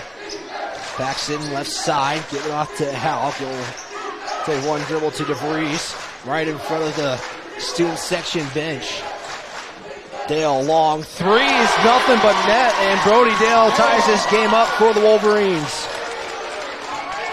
We're at 10 all. Tigers will most likely plan to hold for the final shot. 9 seconds. John inside, kick out 6B. He'll take the 3 with 5 on the clock. That's off the mark. DeVries pushing the pace, get it off to Sheets.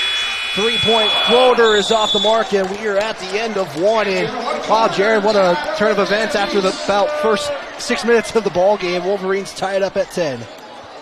Yeah, it almost felt like Lander dominated it so much in time of possession there, but here we are, even with a flurry by Riverton. It's 10-0. We'll get to the second quarter. We'll step aside. 60-second timeout. Back after this on the County 10 Sports Network. Creek Rental Service in Lander is a proud supporter of sports and athletics here in Fremont County. Baldwin Creek Rental Center understands how expensive specific equipment can be, especially if it is for a one-time use or event. That is why they offer tools, equipment, and party supply rentals. For many years, Baldwin Creek has provided services to clients in Lander and the surrounding areas. From lawn and garden projects to graduation parties, they have the right equipment for you. Baldwin Creek Rental Centers, 675 Baldwin Creek Road in Lander. Welcome to High Country Hearing Centers, your source for superior hearing health care. We've been supporting Wyoming families since 1979, and we're proud to be a part of your community. We believe in the importance of hearing health for every aspect of your life, including your favorite sports. With our help, you'll hear every cheer from the stands and never miss a play. Visit us for a free hearing test and consultation. High Country Hearing Centers, serving Wyoming families. Begin the second quarter of action. Nothing settled after one. It's 10-all. Wolverines were down as much as 8 points and have caught back up as Bell will take the step first. And just like that, the Tigers will start off with a turnover. Yeah, we talked about those unforced errors the last few minutes of the first quarter. And I don't know if Riverton's changed anything on the defensive side, ratcheting up a little bit of pressure, but Landers forced some tough errors. DeVries on the left corner will spin on McFadden, bounce pass it off to Houck for a nice shot. I don't think you're going to ask for a better pass right there to Hunter Houck, and Wolverines take their first lead of the ball game, 12-10 now. John had it poked out, give it back out to McFadden, crossover, drive into the paint, back to St. Clair. Pump fake back out 6B. He'll take a catch and shoot three as that will miss the mark, and Parker Paxton with the rebound. Paxton drives in, wide open lane on the left side, and he'll be fouled, and the line he goes. Tiger foul, number 22, Brooklyn John. Here the PA announcer saying the first foul on Brooklyn John, first team foul, and maybe the last couple of minutes, Jared, is what Riverton needed to get a momentum starter as Paxton will make the first free throw. Off one more right after this, and Wolverines now trying to get that short run going as the two free throws are knocked in. Makes the Wolverines have a 14-10 lead a minute into this second quarter. John will take the screen and pull up a three, and will knock it in and cuts the lead back down to one. Brooklyn John with his first points, and better time for the Tigers after a kind of a cold stretch. Dale to Paxton, launches three left side, and you kind of knew that was coming, Jared. If you make a three, Paxton will answer with a three. Riverton has the opportunity to be so devastating with those long shots and answer the three-pointer right there with a bunch of different shooters. 6B tries to respond and will do so. 3 threes in a row, Jared. Can we make it 4 here? Maybe if Ty Sheets will elect to take the 2, he will do so and put it in. We have 4 straight made shots. He's disappointed it was only a 2. Ty needed to back up a few more steps there. I think things are heating up here from the field house. 3-point game, 19-16 on the Fremont Chevrolet scoreboard. Bell to McFadden. Driving right side, spin, fadeaway shot is also good, and nobody can miss right now. Back to a 1-point game for the Wolverines. This is Paxton matched up by John. He'll give it off to Dale, top of the arc, swing it to DeVries. Pump fake drive in, pull up from 15. That's off the mark. Houck will try to fight for the rebound, out of bounds, and will stay with the Wolverines. And out of bounds off the Tigers, it'll stay Wolverine basketball back into the Tiger lineup, number 15. I think the student section's trying to mess with one of the officials and trying to persuade the official to change the call. I don't think that works in high school. Paxton on the inbound right side. We'll try to drive in, and he's going to be fouled, and they're going to say that's on the shot. And I think they're going to try to change this up. Stu Mullins is saying that's on the ground, and Tiger foul, number 2, Parker 6. All the official said it was on the shot, overrules it, and Paxton's going to go to the line and shoot a pair again. It did not look like the two officials agreed whether or not it was on the shot. Parker certainly lobbying that he was in the act of shooting, and he will get rewarded. Kind of had the ball down low, trying to maybe change hands as Paxton will take advantage of it at the line and make the first free throw. We're not even 3 minutes in, and we have 18 points scored in this second quarter. And a stretch there of nobody missing a shot. It's been two dramatically different quarters. We went a while without seeing Riverton score a bucket, and now nobody can miss. Paxton at the line one more time. Checking in is Aiden Kelly for the Wolverines, and Paxton will make that second free throw. He hasn't missed at the line yet. Wolverines 7-9. Bell to Washburn, top of the arc. Also checking in is Malachi Smith for the Wolverines. Washburn, long step right there, gives it off to Sixby. Back to Whalen. Drives in. We'll look for the backdoor cut on Noah St. Clair, and he stepped out of bounds. And another turnover on the Tigers. And not actually many turnovers in this ball game, Jared. I only have 8 total turnovers. Wolverines only with 2. Lander with 6. Wolverines do get the basketball back. He'll give it off to Paxton over the timeline. Paxton back out now to Kelly, right corner. So now you're going to have to see the Wolverines kind of take some time here offensively with that zone defense. Paxton back out to Dale and kind of just going around the arc right now. Sheets to Kelly. Give it to Paxton as Dale set a screen. Back to Dale, and this is kind of what that zone defense does, Jared. Makes Riverton really kind of look for that right shot. Can't get anything inside at the moment. Paxton to Dale, Sheets. There's that inside pass. Underhand scoop to Smith, and it will go in.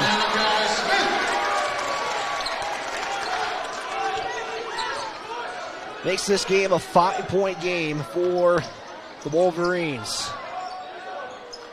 Ball to St. Clair. He's going to go drive in left side high. Arc floating shot is off the mark, and Sheets had the rebound. It was poked out by St. Clair. Back into the Wolverine lineup, number 1, Derek DeVries.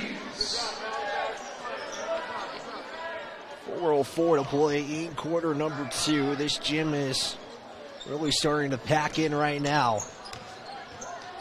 DeVries pushing the pace. Will kick out to Kelly. Back to Dale. Long 3 is off the mark. It's St. Clair who comes up with the board, and that's the first missed shot for the Wolverines in this quarter. Whalen tries to respond and will do so. Knocks it a 3. Skumo is going to try to get his timeout. Finally whistled by the official, and Lander Tigers cut this game to 2. What a big-time shot by Whalen. We've seen him a couple of times come up clutch, and right when Lander takes advantage of the first Riverton missed shot of the quarter, they come back down, bury a 3. There's a little momentum shift here and a quick 30-second timeout. Yeah, Whalen with 8 points in the contest so far to lead the Tigers. The Wolverines are led by Parker Paxton with 9. Let's give a big thanks to Northside Body Shop. It's proud to support student athletes across Fremont County. Give Northside Body Shop a call today at 332-4991 or stop in by the shop on 2nd Street in Lander for all of your auto body needs. 23-21 with 3:42 to play here in Jared. A high-scoring second quarter has been the story so far. Paxton will bring it up. Tight defense is able to get it off as Wolverines will swing it around the arc to the right side. DeVries drives in baseline, bounce pass it off to Sheets, puts up a shot. It's altered by St. Clair, and the Tigers will get the basketball back. St. Clair with 4 rebounds as of late here is Washburn. Gonna fake the handoff to Sixby, kick out Bell, back to Whalen, top of the arc. Go between legs, back to St. Clair. Inside pass to Washburn. Tries to drive in on Malachi Smith as Smith will alter and block the shot. And the Wolverines pushing the pace. Here's Sheets. 3 is good. First guy off of that Wolverine bench with the block shot was Dre Monroe, who's been known to block a shot or 2. Here's Bell. He'll drive into the paint, back out to Whalen. Back to a 5-point game. Biggest lead for the Wolverines in this one. Sixby Drives in, kick out Bell. He's got a three, and he's got a blocking foul. Bell made the shot, and if you're Lander, that's not what you hoped for. Wolverine foul, assistant number 2. Well, it's a foul on the Wolverines, Jared, but maybe good defense to avoid the bucket to count there. The Lander Tigers will have to respond. Foul will go against Sheets.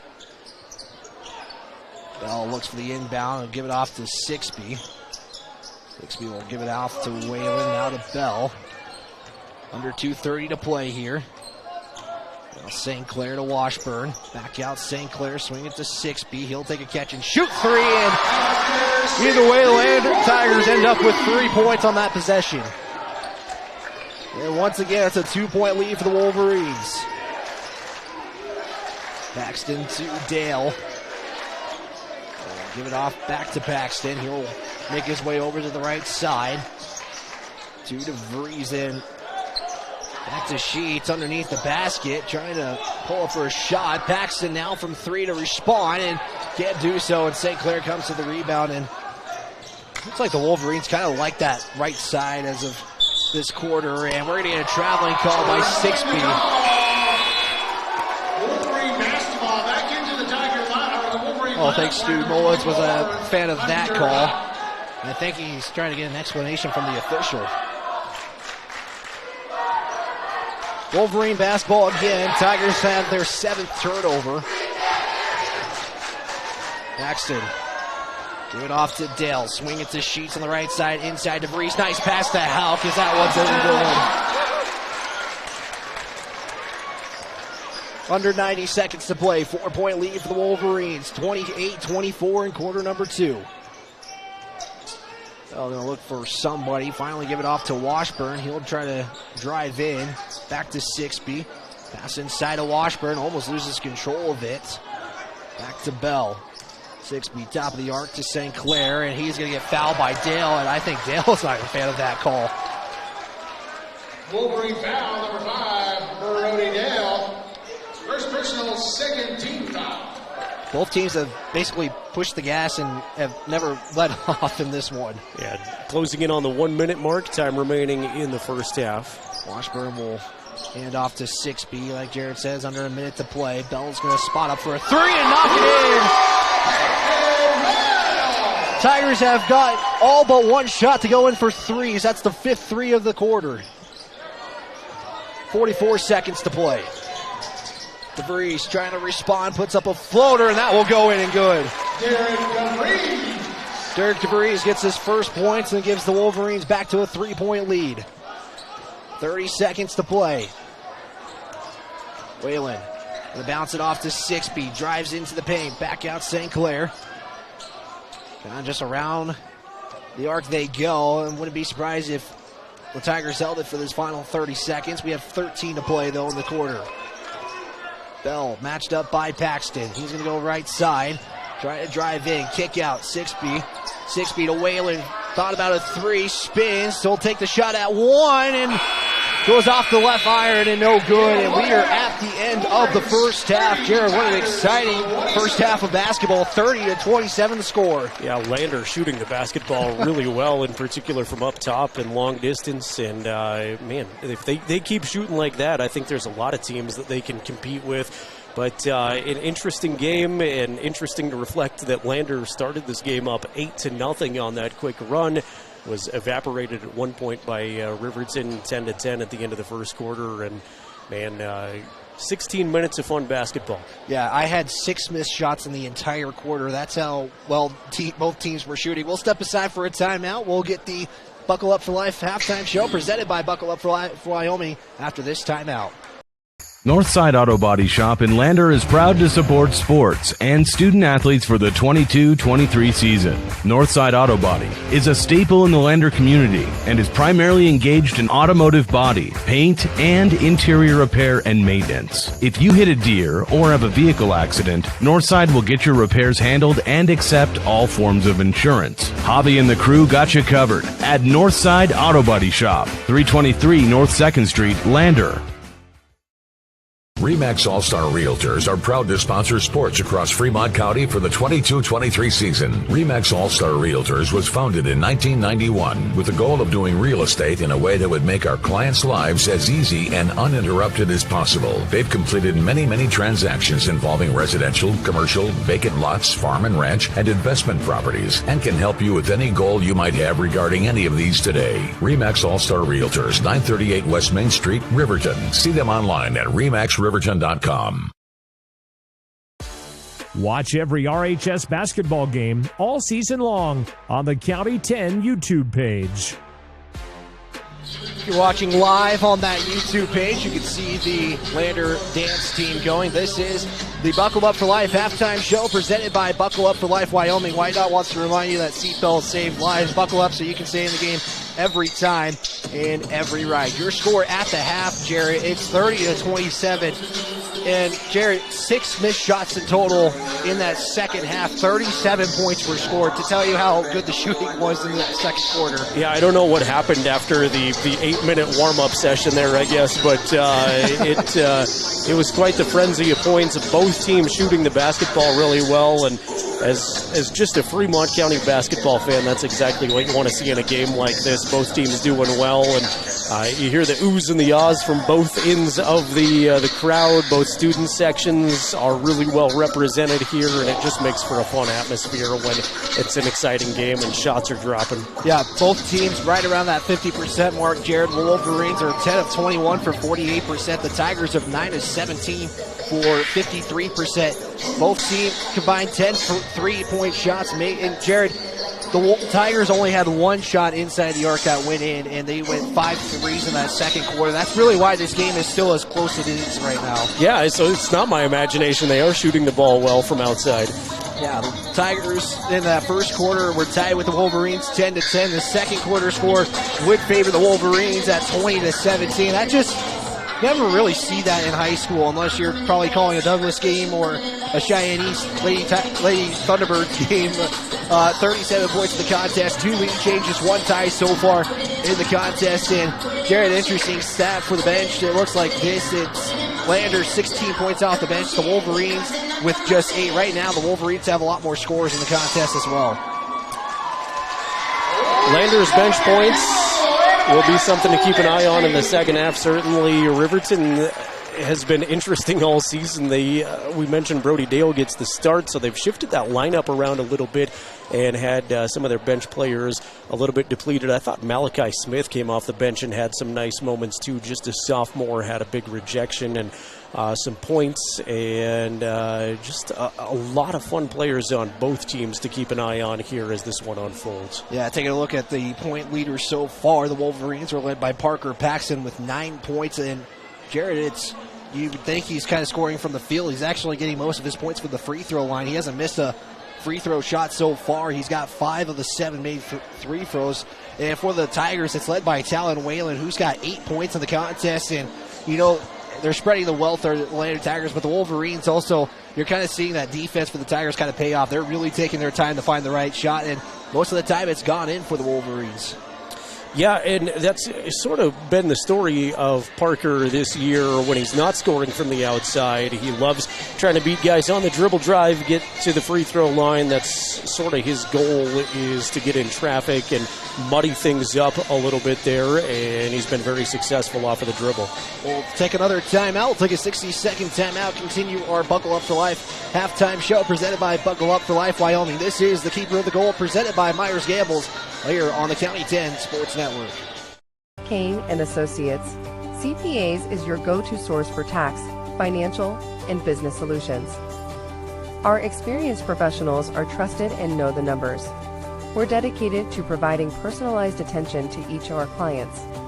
Whether you're an individual or a business, we're here to help with all your accounting needs. Let us do the math for you. Stop in or visit rivertoncpa.com to learn more. Introducing WyoGlass, your local glass experts. From windows to showers, we've got you covered. We're proud to be a part of the Lander community and a local sports sponsor. We're dedicated to serving all of Fremont County, so you can trust us with your residential and commercial windows and doors, auto glass, shower doors, and garage doors. For quality service and local support, choose Wioglass. Visit us at wioglassoflander.com or on Main Street in Lander today. Back here on the County 10 Sports Network, YouTube and 105.1 Jack FM. I'm here with head coach Drew Powell. First off, coach, congratulations on the win, but we got to go to that second quarter. I think that's kind of really when things kind of worked in your guys' favor. You guys just had momentum sparks just every point where you guys needed it. Yeah, I mean, it really just comes down to basketball as a momentum sport. When you have the momentum, it's great. When you don't, you're just trying to get it back. But I thought our defense really stepped up there for a while, got us some transition buckets, and then we started making some shots. But it really just comes down to, right, when the momentum's in your favor, it's great. When it's not, it's hard to get it back, but somehow we were able to get it back, and that's just kind of what it takes. I know you mentioned, getting scores, getting buckets. I know that was kind of something last week you guys struggled with. You had 3 quarters that finished with double-digit points, and just kind of talk about the shooting overall today. Yeah, I mean, we really shot the ball okay from outside. I think we were right around that 24-25%. Could be a little bit better, but we didn't take any bad shots from outside. I think all of them were open. And when you're open, you need to shoot the ball, because if you don't, they just won't account for you in the long run. And then we made some pretty good transition layups, got a couple and ones in there. And then really it just came down to team basketball, letting the people who were open shoot, and we did a good job of finishing. Yeah, you guys had 8 players score tonight, so that kind of shocks about the sharing of the wealth. I mean, Adeline Anderson only finished with 6 points to tell you kind of how much the wealth got spread there. But talk about health. You guys kind of had a couple players go down. How are they doing so far? Yeah, we had one go down with a little ankle injury. I told her it was better than a knee, and she was right back out there. And then the other one got hit in the nose, and if you've ever been hit in the nose, you know it stings pretty bad right away, but it'll end up going away eventually. So that happened, but I thought they fought through it pretty well. Adeline came back in and continued to finish out the game, and then I think Friday came in right at the end. Coach, go ahead, sorry. Yep. I was going to ask you, just Coach, how does it feel to kind of hoist that gold for the first time? It feels good. It always feels good to hoist a trophy up. And going 1-0 against them in my career at the moment, I mean, it feels great. We really just relish the moment of being out there, and I told the girls, they're rivalry games, and you never know how they're going to go. The only thing you can do is give it 100%, and that's what we did tonight. Yeah, valiant effort for you guys, but one last question, quick preview. Pinedale, I mean, they're not an easy out, but just kind of something you kind of want to focus on heading into that game. I think the biggest thing with them is controlling our man on the defensive side. I know they have the Bowers girl, and then 2 other really good guards that I can think of off the top of my head. If you can just manage 1 or 2 of them, I think it'll cut their points in half a little bit. But it really just comes down to keeping our man in front of us. If we can do that and then contest shots, we can live with what they should put up. Well, Coach, we'll let you go from there. Congratulations on your first win on the Keeper of the Gold, and we'll talk to you this upcoming Friday. All right, thank you. Head Coach Drew Powell, and we'll keep things here, Jared, in this halftime show, as we only have about 30 seconds left to go in this one. But, Jared, what are some things you kind of want to see from the Wolverines on this side in the second half? I think both teams are doing a great job distributing the basketball around. Ball movement's been good. I don't know how you defend shots from that far behind the arc like Lander's hitting. Like I said, if Lander continues to shoot as well as they did in the first half, they'll stick around in this ball game and with a lot of teams this year. Yeah, I think that's you kind of hit the nail on the coffin for the Tigers. Keep shooting how they're doing right now. It will be Wolverine basketball to start the second half, and you're immediately seeing pressure by Brooklyn John on Brody Dale, as Brody Dale will give it off to Paxton. We're underway here in the Keeper of the Gold. Second half presented by Myers Gambles. Shoots to Dale again. Zone defense the Tigers are pretty accustomed to, as Paxton's floater off the mark. Rebound goes to Bennett Washburn. Again, 6 missed shots just is nuts to think about in that second quarter. His nice pass to Washburn. Can't put the layup in. He'll get fouled and go to the line.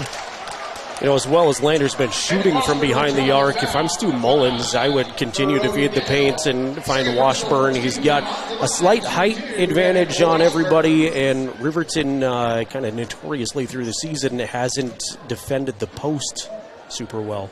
Yeah, Washburn at the line. He will make the first free throw, first point scored in this second half. And just like the first half, it starts off with free throws. Washburn will go for 2 for 2. He'll miss the mark. It is going to be rebounded by Houck, and then John will immediately foul Hunter Houck. 22, Brooklyn John, second personal, first team foul. And just like that, first team foul already on the Tigers. And again, we still haven't hit the bonus yet in this ball game, or in either game so far. 40 seconds in as Dale will swing at the Sheets on the left side. Now to DeVries inside Houck. Spin on Washburn, put up shot, and that will go in as Hunter Houck will respond for the Wolverines. Back to a 4-point game. Washburn will hand it off to John. He's going to try to drive in right side. He'll spin around high. Floater goes in, and Brooklyn John will answer back from the Hunter Houck shot. Starting to feel like that same second quarter. Ty Sheets taking a hesitation. Shot is off the mark. Houck put back. Will take a moment and will go in. And Houck has really been contributing early on in this second quarter. Or third quarter, excuse me. There's the turnover by Lander. 8th turnover. Here's Sheets. Just has 6 feet. Puts it up and lays it in. 36-30. The Wolverines up by 6 here. It's been their biggest lead in the ball game. Whalen inside pass to Washburn. Will put it up and one. Strong move by Bennett. I would just keep feeding the paint to him, honestly, in the second half here if I'm the Lander Tigers. Brody Dale picks up his 3rd foul in the ball game.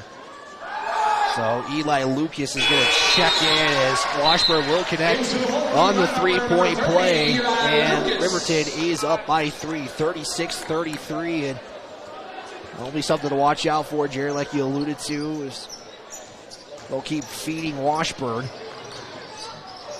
Jackson over the timeline. Leads the Wolverines with 9. DeVries 3 off the mark.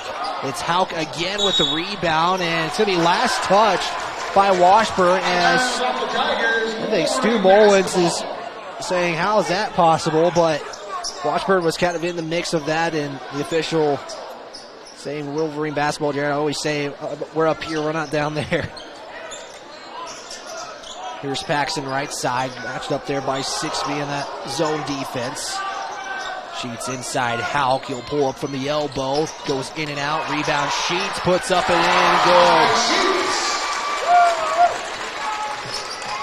Basically, the Hunter Houck Ty Sheets show in this second half so far is 6B will take a 3. That's going to hit the back iron, no good. DeVries will push the pace off to the rebound. He's got Paxson right, left side, and will put it in. And this is where Wolverines can kind of start pulling away here. Great dish by DeVries that last time.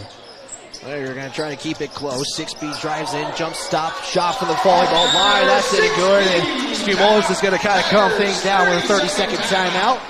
35 for Lander, 40 for the Tigers. And once again, Jared, it's like nobody can miss a shot. It's been back and forth right away. Yeah, I think I just keep saying it's fun basketball, and it is when you've got fireworks at both ends. We trade sides. Riverton pulls away a little bit with some momentum and a few shots in a row, and Lander's right there to answer. Nice job by Parker 6B to knock down a clutch shot. Your hard work is paying off, and Eyes on Fremont is proud to see you compete both and off in the field. Student athletes have our support. Eyes on Fremont, located on 111 South Broadway Avenue in Riverton, and your local optometrist. Lander again took the 30-second timeout as both student sections kind of have their own game. Who can cheer the loudest?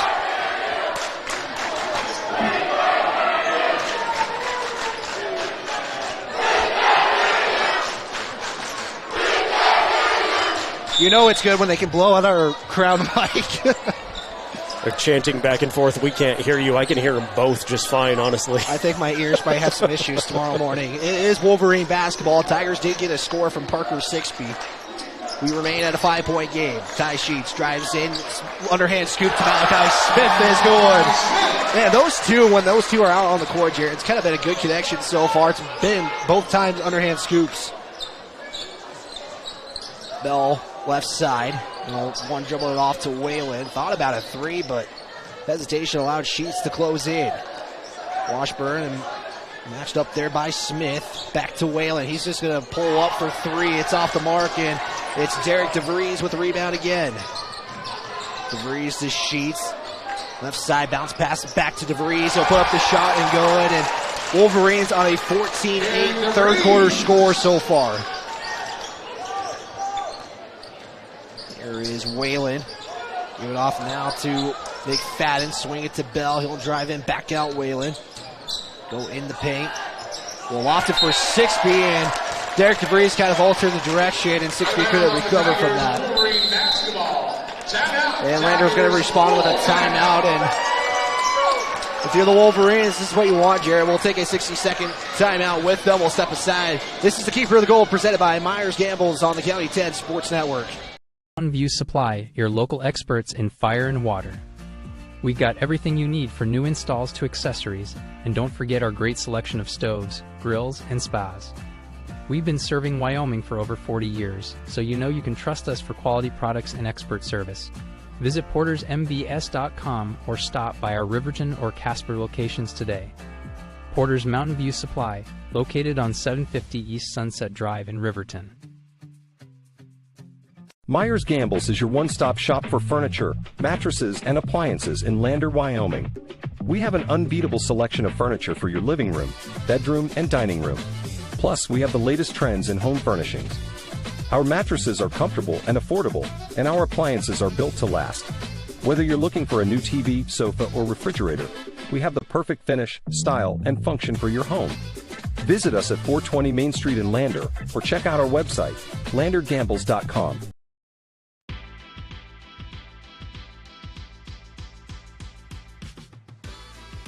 Back to the Keeper of the Gold rivalry. Here are Jared Anderson and Wyatt Barichka. Stu Mullins took another timeout. 44-35 your score as Riverton does have the basketball. Here is Paxton. Giving it off now to Sheets. Back to Lucas, who is back in the ball game. Bell will poke it out on the steal. Bell's got a 3-on-1. He'll try to take it all the way himself. It rolls off the other side of the rim, and it's rejected by the Wolverines. 6B, 3 is good, and the Wolverines try to respond. And Wolverines, I don't think you can play better defense, and you end up with more points than you would have given up the first time. Parker Sixby with another big shot. Yeah, big shots right now have kept the Tigers in this ball game. 44-38. Paxton will be up top. We'll swing it to Sheets on the left side. To the top of the arc, down to Vreese. He'll drive in, pull up just outside the paint as he'll go in and out. Fight for the basketball, rolls off of Lucas's hand, and back to the Tigers it goes. Back into the Wolverine lineup, wearing number 5, Brody Dale. Brody Dale will check back in. Ty Sheets will come to the bench with 3:10 to play here in the third. Washburn will hand it off to Bell. He's going to drive in left side of Sixby. Here's a nice pass to Washburn. Bell, 3 is good! I think this is the best three-point night for the Tigers. They're 9 of 17 from three-point land. Great spacing, great ball movement. Very impressed with the Lander offense so far tonight. It's been basically the same play. It's just kind of in different variations. It goes to Washburn one way or another. And the Tigers have been able to knock those threes in. Dale floater from the free throw line off the mark. McFadden with the rebound, and back to the Tigers it goes. McFadden will get it right back from Whalen. Drives in right side off to Washburn. Put up shot is up and good. And Jared, you kind of mentioned, look for Whalen when you can. And it's paid off. It's back to a 1-point game. The Tigers on a little run right now. With that shot, they just have outscored Riverton in this third quarter. Paxton to respond, and the shot is waved off. Traveled first.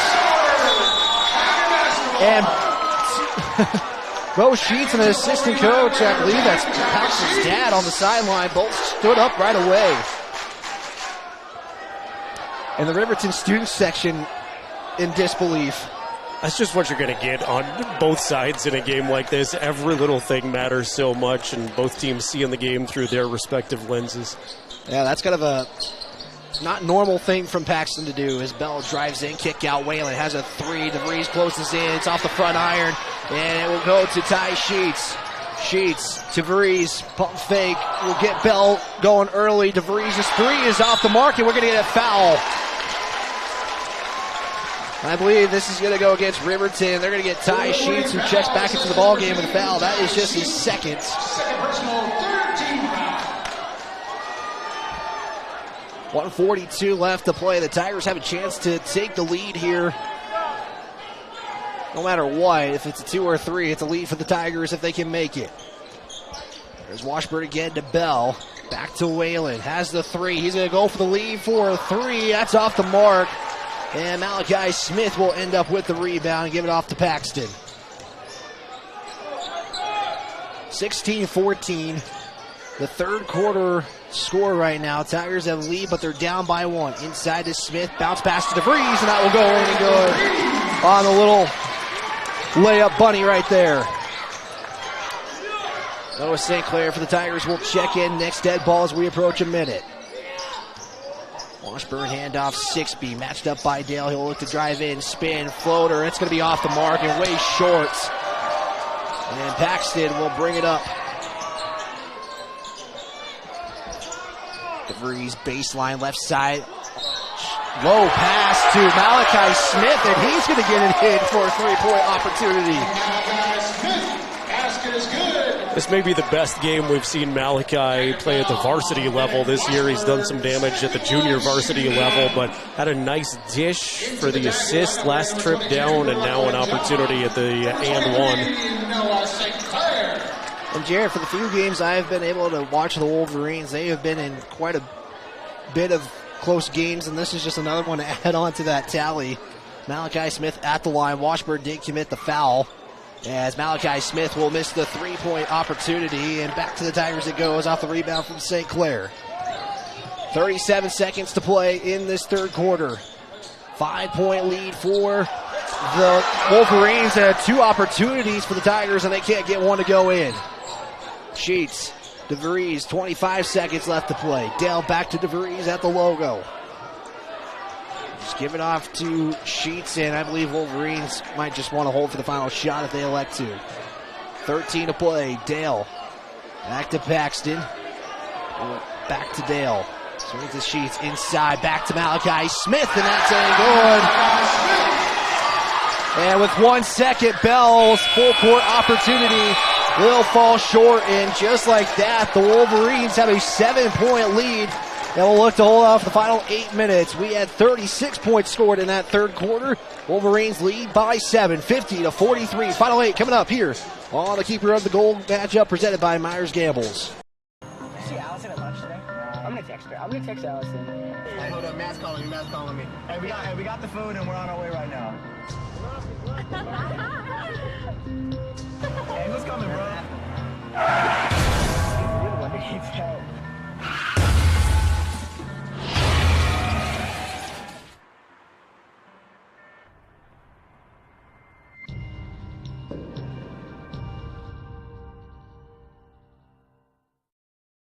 At Eyes on Fremont, we know that good vision is about more than just seeing clearly. That's why we're dedicated to providing expert eye care for the whole family. From children's exams to contacts, LASIK to glaucoma treatment, we're here to help. We accept most insurance plans, and our experienced team will make sure you feel right at home. Schedule an appointment today at 111 South Broadway in Riverton, or give us a call at 307-856-9000. Visit WyomingEyes.net to learn more.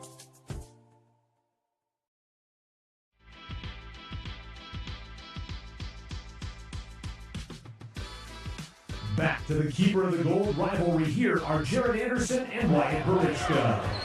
Final 8 minutes, 50-43. Entering the final 8 minutes here as John drives in, looks to get a shot off. Looked like a travel right there. Either way, it goes to the Wolverines after the missed shot.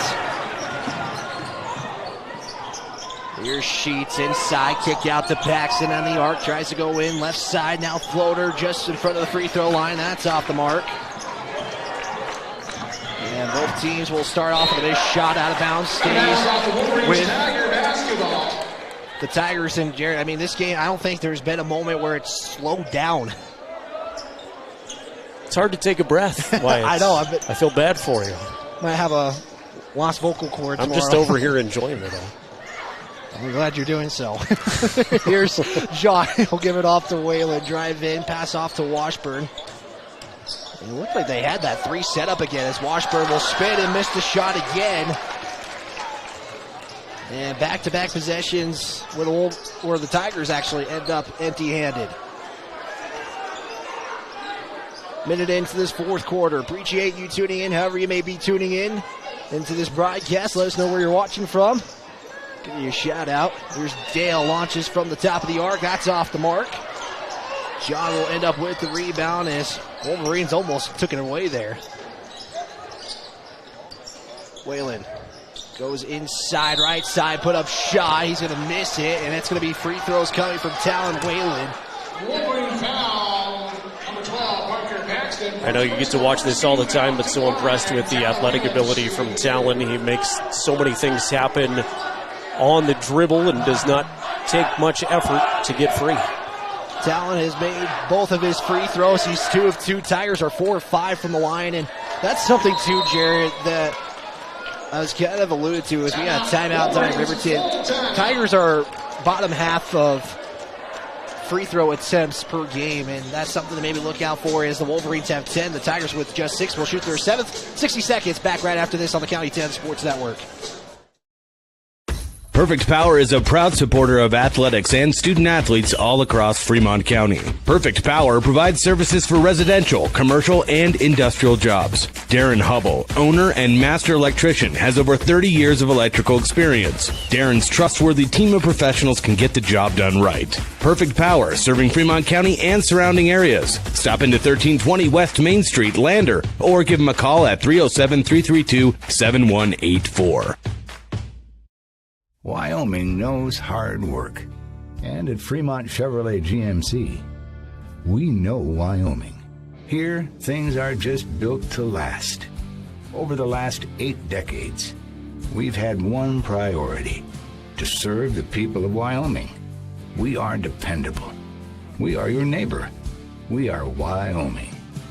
Visit Fremont Chevrolet GMC in Riverton today.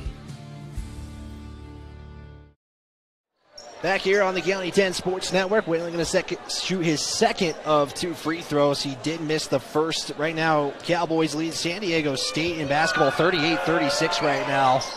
Second free throw off the mark. Whalen goes 0 of 2 from the trip. Quick pass to Paxton out for the DeVries rebound. Paxton drives in. Missed shot comes up in the hands of 6B, and we're back at it to the Tigers. Washburn, 2 steps and puts it in. I don't think... Could ask for a better way to make that shot off of a moving pass, and we got a foul on the Tigers. I think they gave that to John. That's his 3rd personal. Foul assist to number 22, Brooklyn John. I'll give a big shout out to Don Elliott, who's cheering off the Wolverines and the Cowboys. Watching on the YouTube page. Sheets will give it off to Dale. Swing it to Paxton, right side, back to Dale.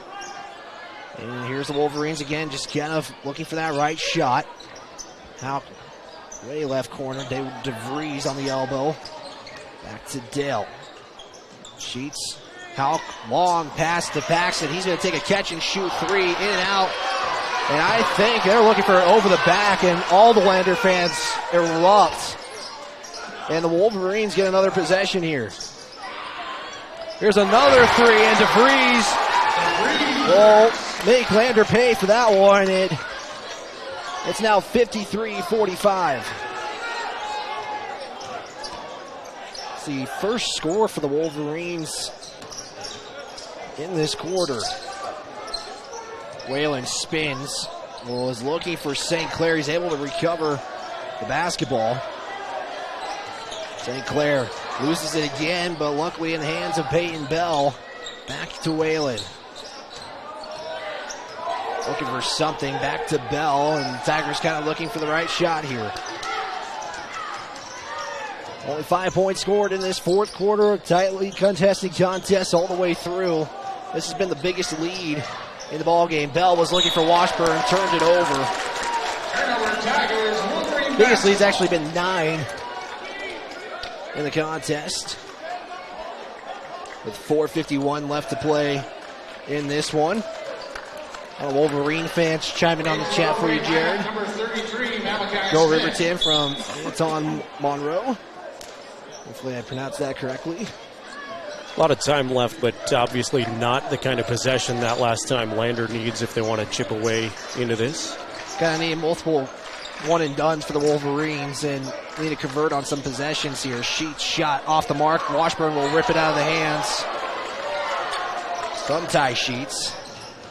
And 6B will push the pace here. They'll drive in, back out 6B, right side, drives in, gets some contact off the shot, and 2 free throws will be coming for the Tigers. And Jared, I know, like you said, plenty of time left, but you got to think these are some pretty big free throws. You only have 2 points scored in this quarter if you're the Tigers. Parker, a 67% free thrower on the season so far. And that one will hit the back iron and out. Eli Lucas checks back in for Brody Dale. 4:21 to play after this free throw. You need to make this one here if you're 6B, and you can. 46 for the Tigers. Wolverines lead 53-46. DeVries bounce pass it to Paxton. That was kind of a nice pass. I know it was far out as DeVries squares up for a 3. Takes a trip around the iron, and we're going to get a foul, and I believe that's going to be against Lander. So Wolverine fans cheer. And St. Clair going to pick up the foul. St. Clair, first personal, second team foul. And Stu Mullins is questioning that call. I think they're going to tag St. Clair over the back, and he was unhappy with an over-the-back call that went not in their favor last time, so that one even more insulting. And Washburn puts it on the deck as Wolverines do recover. They miss a second shot, and the Wolverines will recover and have a third opportunity.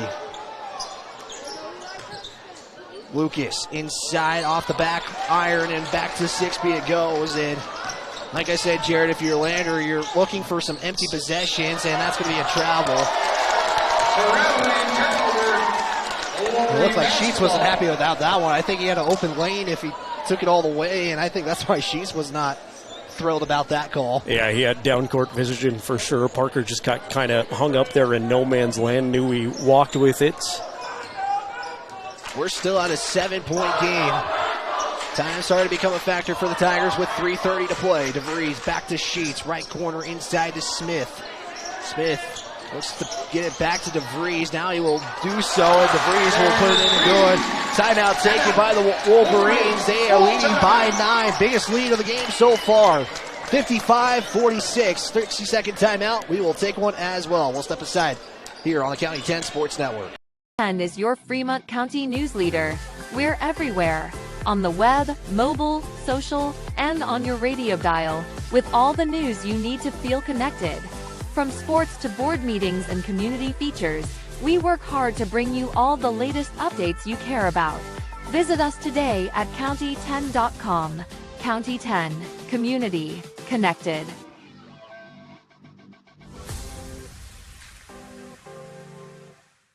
Make your home improvement projects a breeze with Sutherland's, your home improvement experts. Always the right products at the right price for every project, every day. You can shop and pay online at Sutherlands.com, and we'll get it ready for easy in-store pickup. With the tools and the know-how, you can count on Sutherlands for any job. With over 30,000 items in stock, make your first stop at Sutherland's Home Improvement in Casper and Riverton. Back here on 105.1 Jack FM as well as the County 10 Sports Network. 55-46. DeVries converted on a shot, and Riverton took the timeout. 3:15 left to play here in this ballgame. 6B to John. Looking for Washburn inside now. We'll try to drive in. Kick out to McFadden. Back to Whalen. Top of the arc. Swing it to John, right side. Spin, shot deflected as it's blocked. Washburn gets the rebound. As Washburn will kick it back out to Whalen. 6B. He'll just pull up for three. That's good. Jared, I think that was a much needed one if you're Lander right there. Absolutely. It seems like every time they need a clutch bucket to this half, it's been Parker. And Parker Paxton has stepped out of bounds. And it will be Tiger basketball. And just kind of thinking in mind here, you're thinking maybe potentially double or single-digit possessions left for both teams here. John the Washburn swing it to Whalen. Kind of the same start they've kind of had all night long.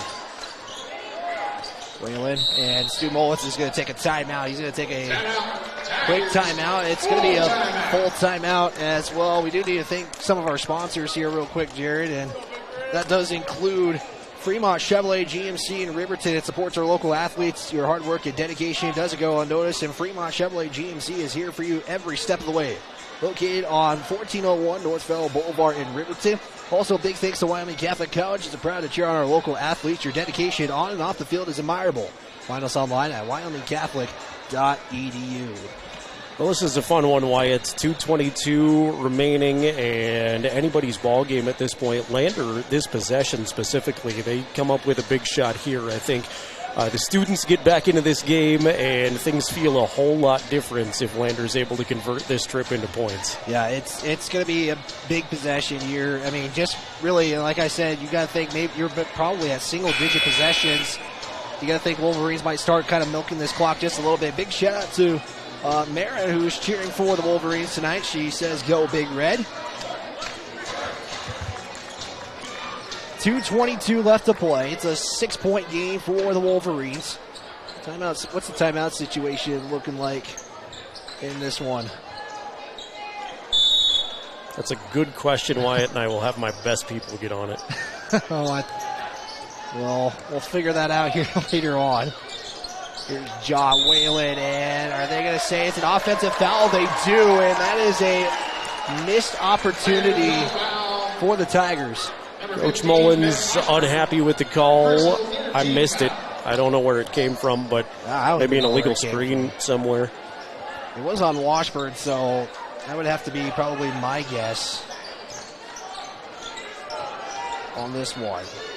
Wolverines back with the basketball up by 6. Here's Dale. We'll swing it to Sheets. Mullins telling the defense to bring some pressure. Wolverines trying to milk some clock.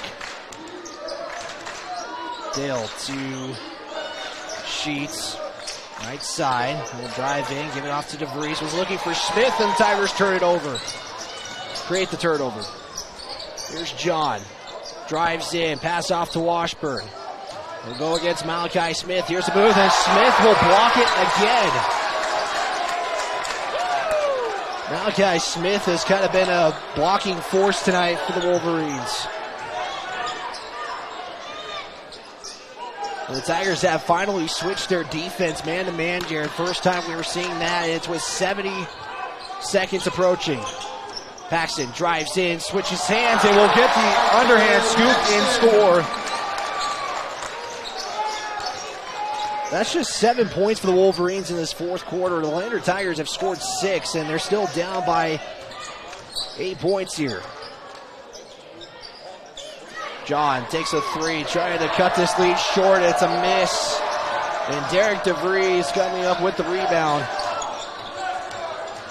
DeVries drives in. That's going to be a blocking foul. Count the buckets.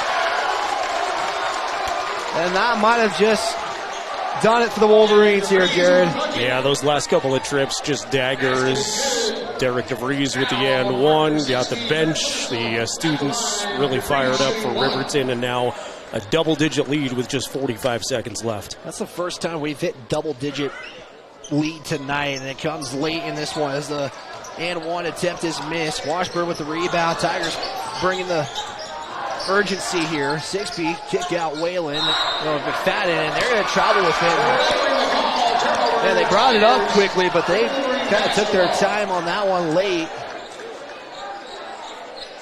But 10 points, I know it's 34 seconds. They're going to bring Bell into the ball game. Into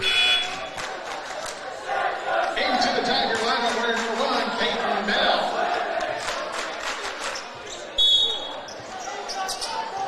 Sheets will inbound. Tigers bringing all out front court press. Paxton over the timeline. They'll kick it out to DeVries. And they're going to waste the clock. Washburn trying to play some defense here, trying to get a steal, and he's going to create a foul. And I believe because of that, Washburn has just fouled out of this ball game. And it's bonus, and no, Washburn does have one foul to give. At the line, shooting 2, Derek DeVries. And we have hit bonus for the first time tonight with 21.3 to go. DeVries just going to add on to this one. So he'll make the first free throw. The Wolverines looking like they're going to win their third game against the Tigers in a row. And DeVries will make both. 20 seconds left to play. McFadden will have that poked out. DeVries with the steal. And a fight for the basketball. Washburn tries to come up with it, and jump ball. It's going to be jump ball. It looked like DeVries was kind of shouting for a timeout. I don't think the officials heard him. We got to love seeing two competitors go hard for the basketball with 11 seconds to go, and then Washburn and DeVries both help each other up and give each other a pat on the back. We're going to see Bodie Moffitt check in for the final 11 seconds as the Bailey Tire and Auto postgame show will come up, as that's going to be a foul on Sixby.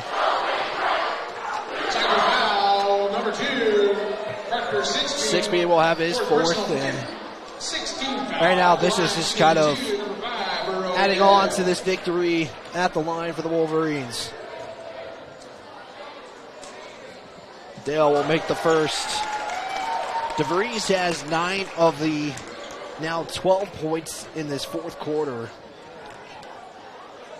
It's 15 points to lead the way as Dale will make the second.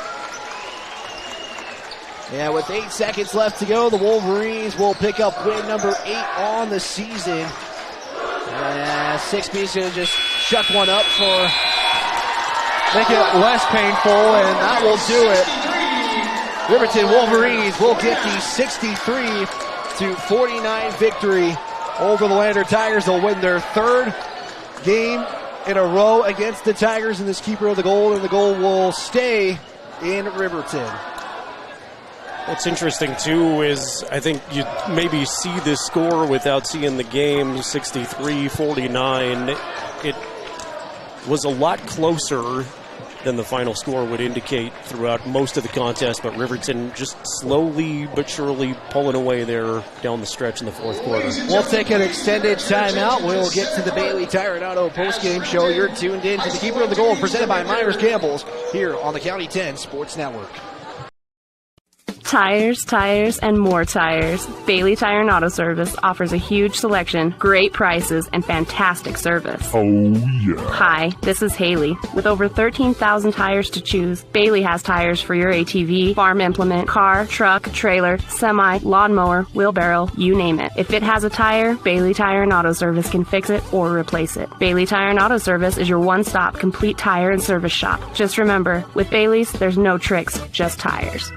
Central Bank and Trust is a local bank that is focused on technology and convenience. We have a simpler online mortgage application process. You can use your computer or mobile device to upload required documents and sign them online. We have a variety of personal and business banking services. Stop in or visit centralbanktrust.com. We live here. We work here.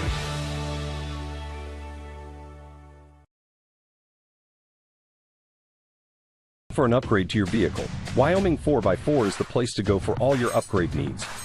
From lift kits to bumpers, grill guards to bed liners, we've got everything you need to take your ride to the next level. We use top brands for our bumpers like Fab 4s, Ranch Hand, and Road and more. So get your vehicle ready and stop at Wyoming 4x4, or give Dan a call at 307-857-3175.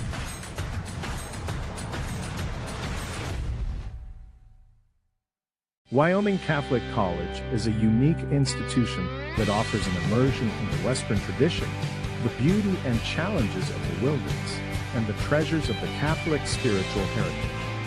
Our mission is to provide a unique educational experience that nurtures the body, mind, and spirit. We are proud of our alumni success stories and the learning opportunities we offer through our academic outreach program. Come and explore our campus in Lander, Wyoming.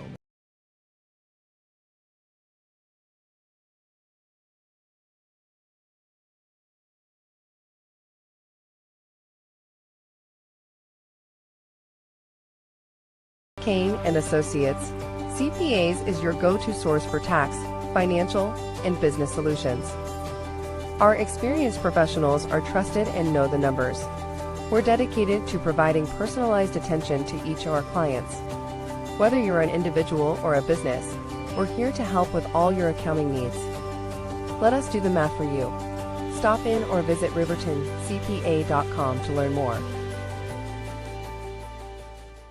Introducing WyoGlass, your local glass experts. From windows to showers, we've got you covered. We're proud to be a part of the Lander community and a local sports sponsor. We're dedicated to serving all of Fremont County, so you can trust us with your residential and commercial windows and doors, auto glass, shower doors, and garage doors. For quality service and local support, choose WyoGlass. Visit us at wyoglassoflander.com or on Main Street in Lander today.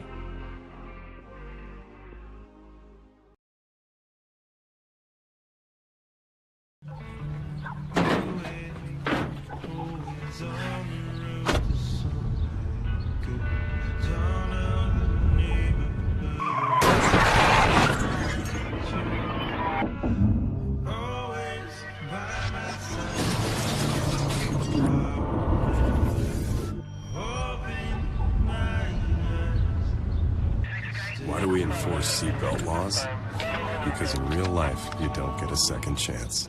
Justice Jacobs State Farm Insurance Agency, where friends go. Justice and his team are dedicated to helping you protect what's important. We offer a variety of insurance products and services to help you protect what's important to you. With customizable coverage plans, safe driving rewards, and discounts, Justice Jacobs can help you create a solution that's right for you. Go Tigers! Visit us at 990 Main Street in Lander or online at insuredwy.com.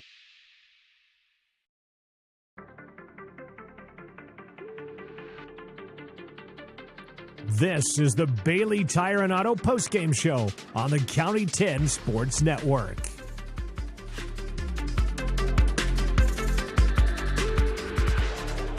Welcome you into the Bailey Tire and Auto Postgame Show. Riverton victorious, winning the Keeper of the Gold Trophy 63-49. It's time to select our Tyler Watson State Farm Player of the Game, and we bring to the microphone for the first time so far this season Malachi Smith. Malachi, what an effort tonight. Congratulations. When you woke up this morning, did you envision yourself having this kind of a game tonight?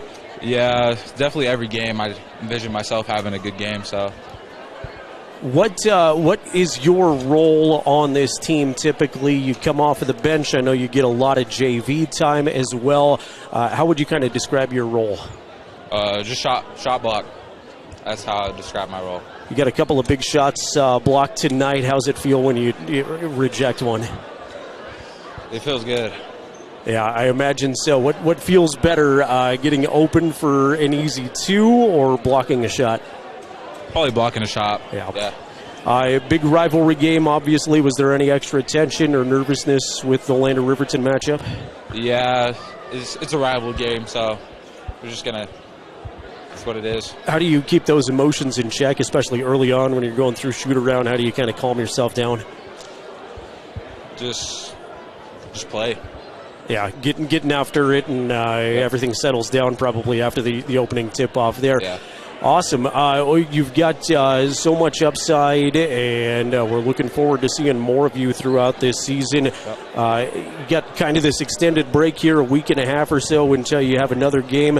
What do you, it's hard to imagine asking this after such a great game, but what do you go back to practice and work on the next few days? Probably shooting, I'll be honest. Just shooting. All right. I got Jackson and Star Valley up next. You'll be back in Riverton for a couple of games. You know anything about those two teams yet? They're tough teams. I already know. So. All right. Malachi, congratulations on the success. You are our Tyler Watson State Farm Player of the Game. Great watching you. Good luck going forward. Thank you. All right, Malachi Smith joining us here on the Bailey Tire and Auto post-game show. Wyatt, I'll send it your direction. Thanks, Jared, and head coach Stu Mullins. Again, appreciate you taking time. And coach, it's kind of one of those games, another quarter, but there was opportunities I think you guys had and just kind of missed in that one. Oh. How about now? Yeah, for sure. Just so proud of our effort. We deserve to be in that game. A couple calls, here and there, a couple rebounds here and there, and we win the game. That was as close as it comes, and just so proud of the boys for fighting every single inch of that game. And we told them if we play even close to that the rest of the way out, we're going to be a scary team. Yeah, I was going to say, Coach, you guys, this was I think the most the benches got. Of course, it's a rivalry game. Emotions are going to be high, but just all around, there was good moments in the game, and I felt like you guys could have missed at certain points in the game, just shooting-wise. Talk about that tonight. Well, we've known that we can shoot it. We haven't always proved it, but we've also been in the top 3 in shooting percentage all year long. And we knew if we just took care of the ball and stopped turning the ball over, we'd give a chance to, to score those, and that's what you saw tonight. And the defense, too. I think it's kind of starting to take form. You guys were creating missed opportunities. I don't think Paxton kind of played the game you kind of would expect from him. And just overall, I think you kind of got the Wolverines kind of a little bit wonders, it sounded like, in moments in the time. Yeah, for sure. We were pretty good in our Wichita press, or, our 2-2-1 press, and we knew we could slow him down a little bit. You just have to think about it as you go. And, I don't know what Paxton finished with, but every time he caught the ball, he had 2 guys on him.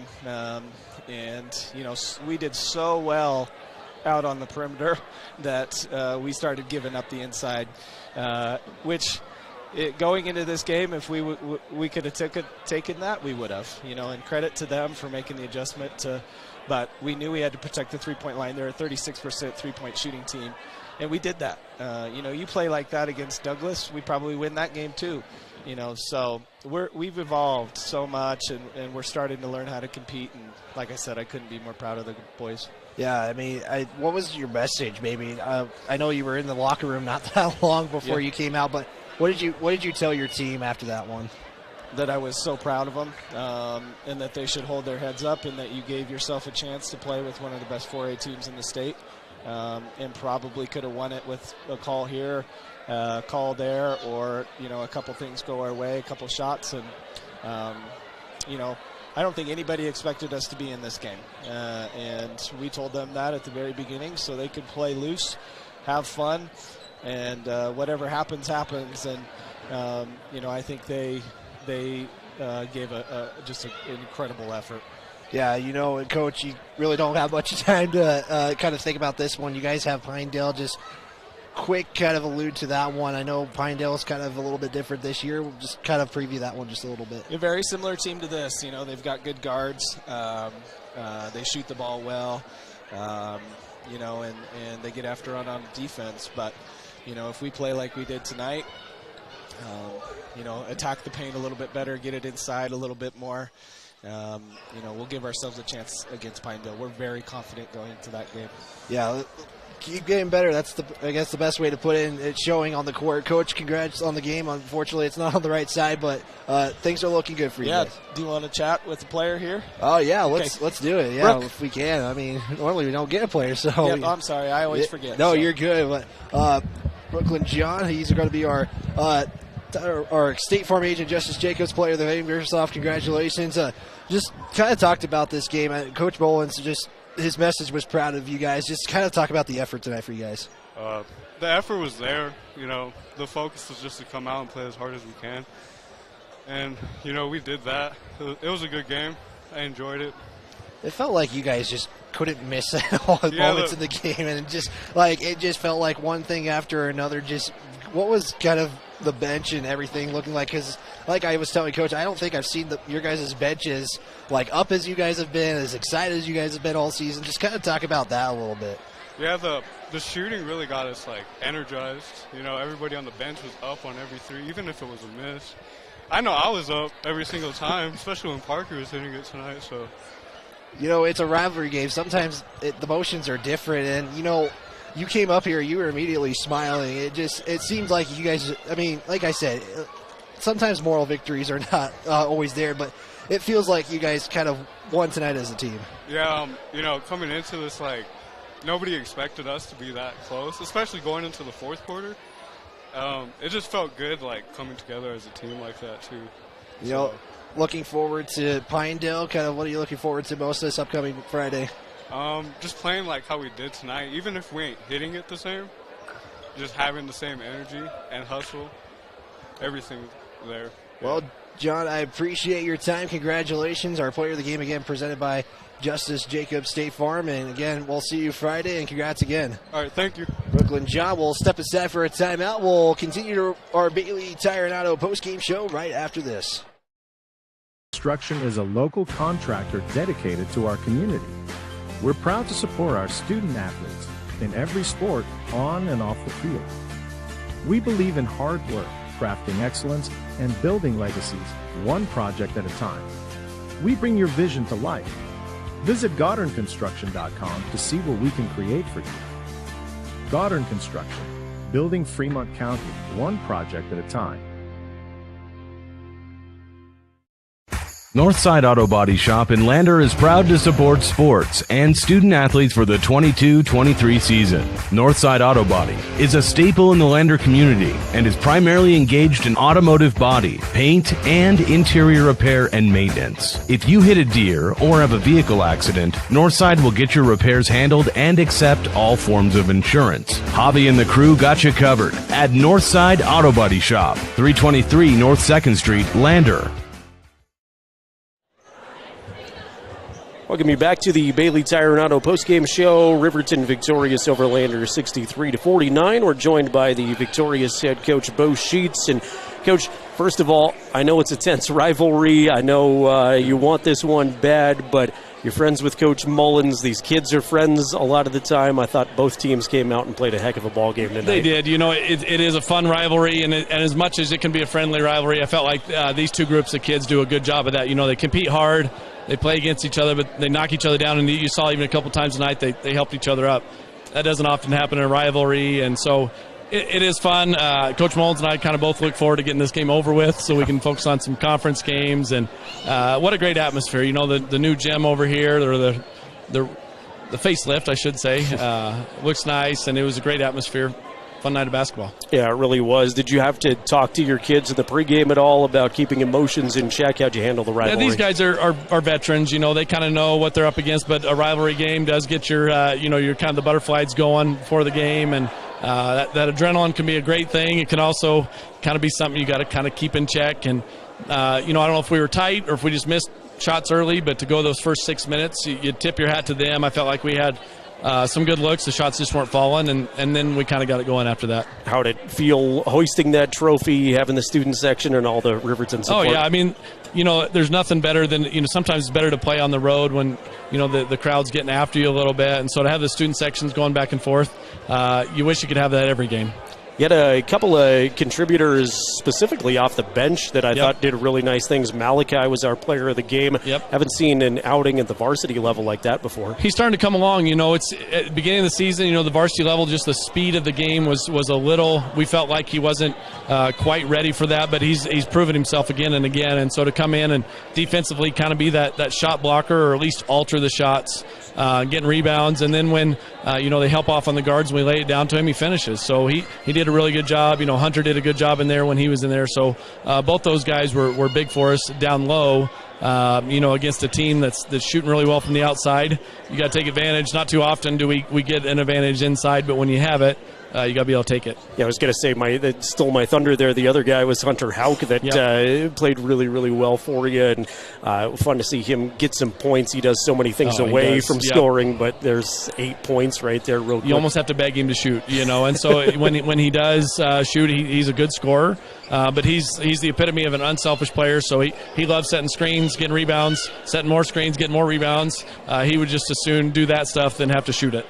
You get maybe kind of your longest break between games here, at least at this point in the season, week and a half. What do you use this time to go work on? Yeah, we'll have a couple good days of practice, and then some of the boys will need a little break here, kind of get their body healed up for this stretch run. So, what a great wrestling tournament we put on, and so hopefully the boys can get to see the other side of winter sports a little bit and get to watch those guys compete. So it should be a good weekend. Definitely. Congratulations again. Thanks for coming up. Appreciate it. Bo Sheets, head coach of the Riverton Wolverines, joining us here on the Bailey Tire and Auto post-game show, an extended Bailey Tire and Auto post-game show with some interviews on both sides. Let's take one more break. We'll be back to wrap this one up in just a couple of moments. You've been watching the Wolverines and the Tigers on County10.com and 105.1 Jack FM. Northside Auto Body Shop in Lander is proud to support sports and student athletes for the 22-23 season. Northside Auto Body is a staple in the Lander community and is primarily engaged in automotive body, paint, and interior repair and maintenance. If you hit a deer or have a vehicle accident, Northside will get your repairs handled and accept all forms of insurance. Javi and the crew got you covered at Northside Auto Body Shop, 323 North 2nd Street, Lander. RE/MAX All-Star Realtors are proud to sponsor sports across Fremont County for the 22-23 season. RE/MAX All-Star Realtors was founded in 1991 with the goal of doing real estate in a way that would make our clients' lives as easy and uninterrupted as possible. They've completed many transactions involving residential, commercial, vacant lots, farm and ranch, and investment properties, and can help you with any goal you might have regarding any of these today. RE/MAX All-Star Realtors, 938 West Main Street, Riverton. See them online at RE/MAXRiverton.com.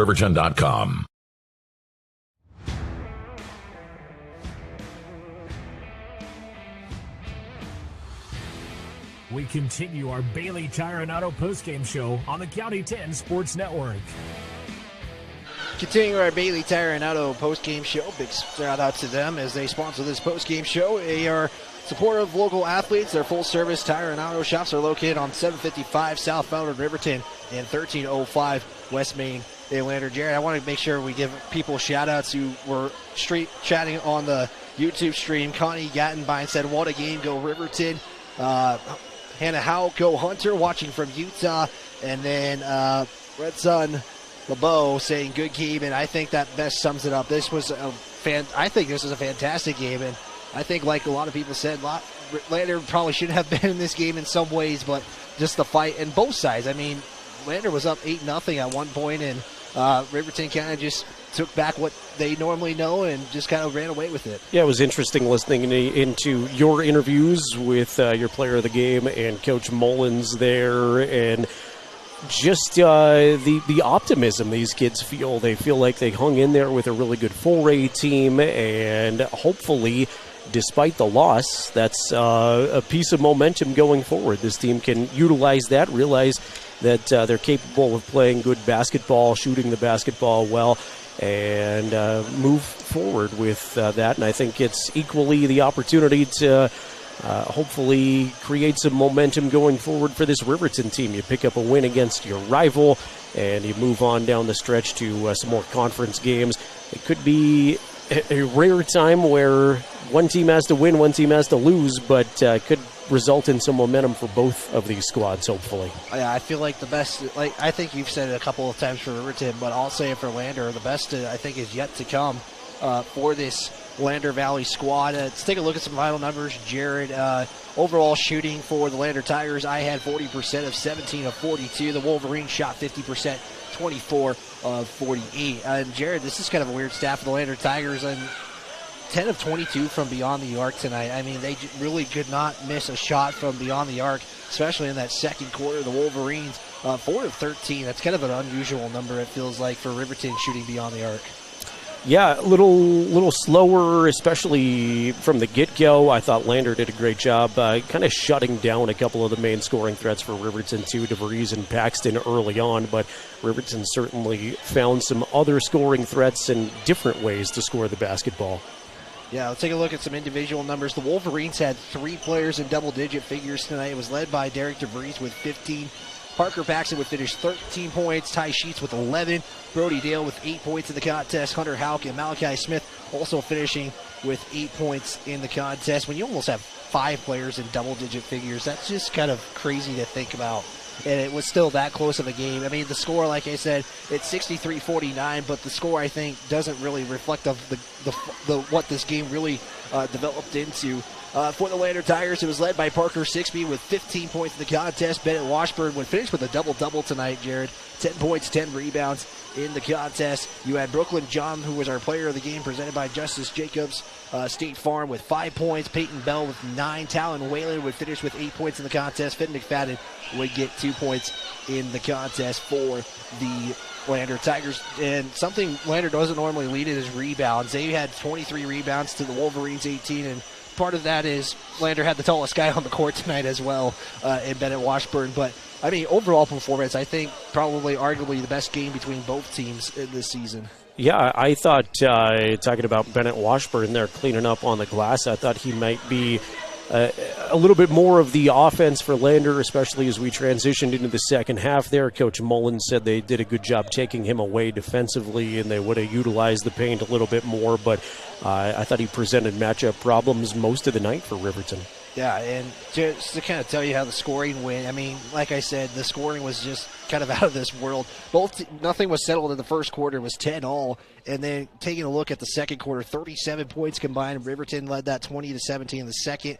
Third quarter, Riverton would lead it again 20-16, and that was just fantastic shooting all around. I think, like I said, it was just kind of an all-around effort for everybody tonight. And 10 turnovers for the Tigers. I had 4 turnovers for the Wolverines in this contest. Fun game, fun atmosphere. It's as an enthusiast for all things Fremont County from County 10, it's great to see these 2 student sections showing up here. A lot of Riverton people making the trip over, and a lot of Lander folks supporting their team here at the home venue tonight, and just fun to be a part of these games.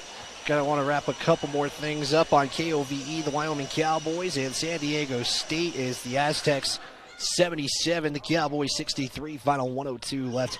You can hear on KOVE 1330 AM and 107.7 FM. Coming up for the Lander Tigers, it will be 5:30 at Wrangler Gym as they'll take on Pinedale for their second conference games of the season. It will be 5:30 for the girls, 7 o'clock for the boys. That's coming up next for Lander, so they'll have an extra game this week. The Wolverines got quite a bit of time off, Jared. Yeah, they'll get basically a week and a half off here until back-to-back home games coming up next Friday and Saturday, the 2nd and 3rd of February. So no activity this weekend, but Riverton High School, Riverton Middle School going to be packed with the Ron Thon Memorial Wrestling Tournament. So on a lot of teams, a lot of buses, and folks will be all around Fremont County for that. But Riverton basketball will be back in action on Friday the 2nd when they host Jackson, and then Saturday the 3rd when they take on Star Valley. Yeah, all Fremont County teams got to be at the Ron Thon. That's basically the one and only, it feels like, state event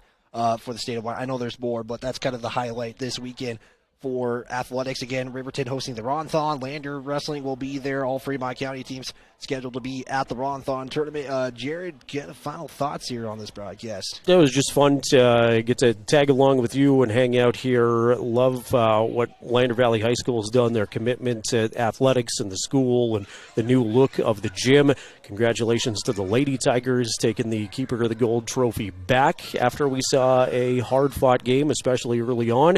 And congratulations to the Riverton boys coming out successful.